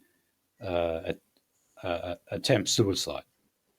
Oh, Lord. So, this was about it's not covered on the NDIS, but there's also like fairly small levels of support in the public sector generally, in the health system, for people with Tourette syndrome. So a lot of people have been calling for it to be put on the NDIS. I definitely don't think that's going to happen because the government has been desperate to actually offload people from the NDIS. I certainly don't want to start bringing on more. But, you know, look, even though I know it's a thing we all laugh at, like in the Jude Bigelow movie, but it must be a really fucked up thing to have, honestly. To just Socially, suddenly, like, yeah, snap just out and start socially, swearing. people would understand it, but socially, you just become a pariah. Yeah, a lot of them just become hermits because they're just terrified of going out into public because of the stuff they say or do. And sometimes it's not just swearing. Sometimes they do things like slap you on the face, like that. That's one of the tics. Or that do some of weird them- movements that basically puts everybody off.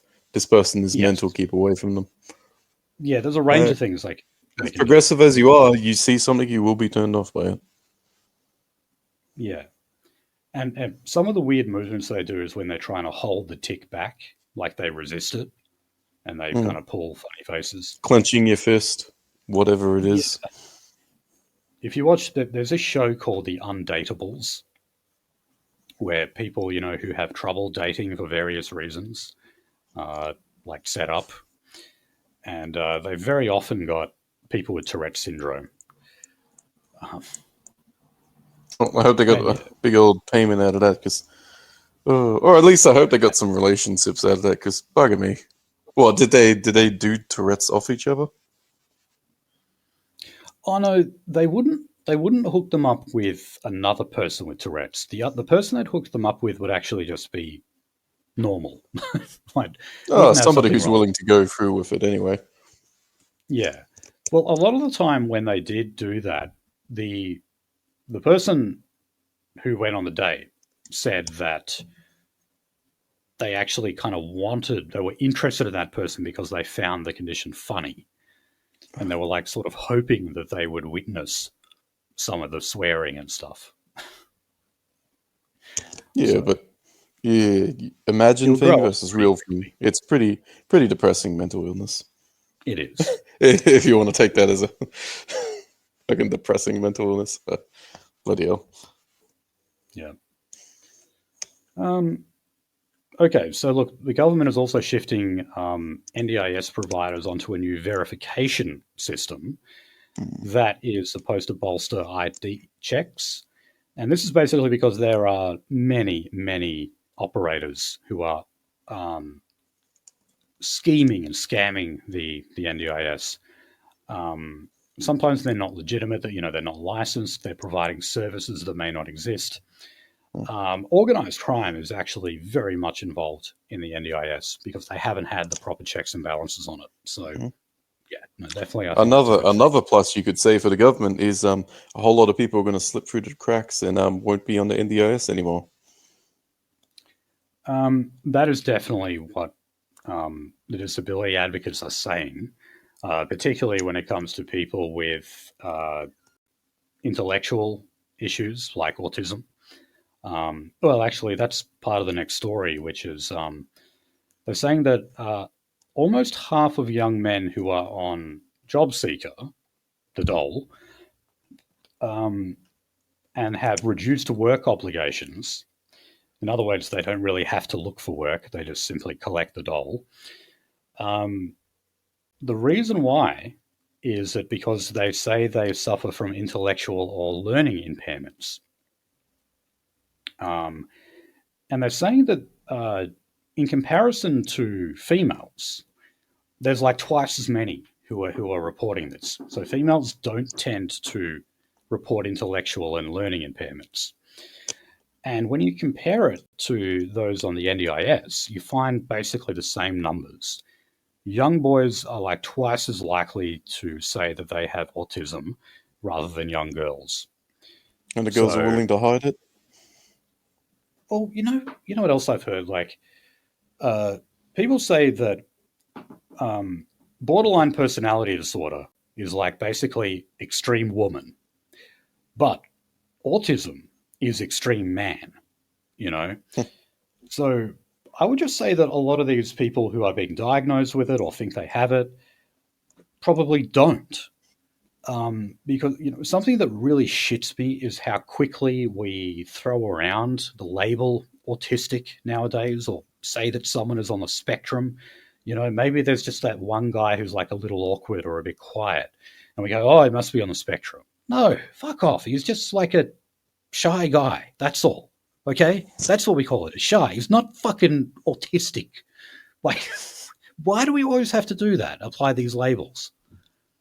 It's a weird thing because we're supposed to not psychologize people, and yet we've got all these labels to psychologize people with. We've shut down the asylums, but doesn't stop us from keep labeling these people that we've put on the streets.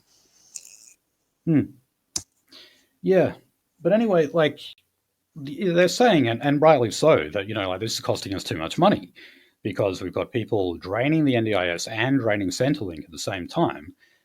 And a lot of the time, I think it's people just making things up. They're saying, "Oh, I'm autistic," or "I've got this other unheard of intellectual disability. Therefore, I can't work. Give me money." So I can sit at home on my Nintendo. Yeah. And do fuck all. Yeah. Oh yeah, incredibly bad for you guys. Don't do it. Don't fall into that trap. You'll go fucking stir crazy. It's bad for you. Okay, last story for you. This was a story I found on the ABC, and it is about a 60-kilogram bronze statue of a Chinese girl. So this is being constructed, here in Australia. I'm not sure. This is something I really should have checked when I did my prep. But anyway, it's to commemorate what are known as comfort women or comfort girls. Now, these are said to be sex slaves, essentially, that were taken by the Japanese in World War II. So they took these women forcibly from South Korea, China, Philippines, other Asian countries, and they were basically there to serve as sex slaves for the Japanese military. Yeah. So the UN estimates that around 200,000 women were forced into being comfort women during World War II. All over everywhere, or what? Bloody all over the fucking world? Yeah. From, but only during World War II for the Japanese. That seems like a shit of sex slaves to me.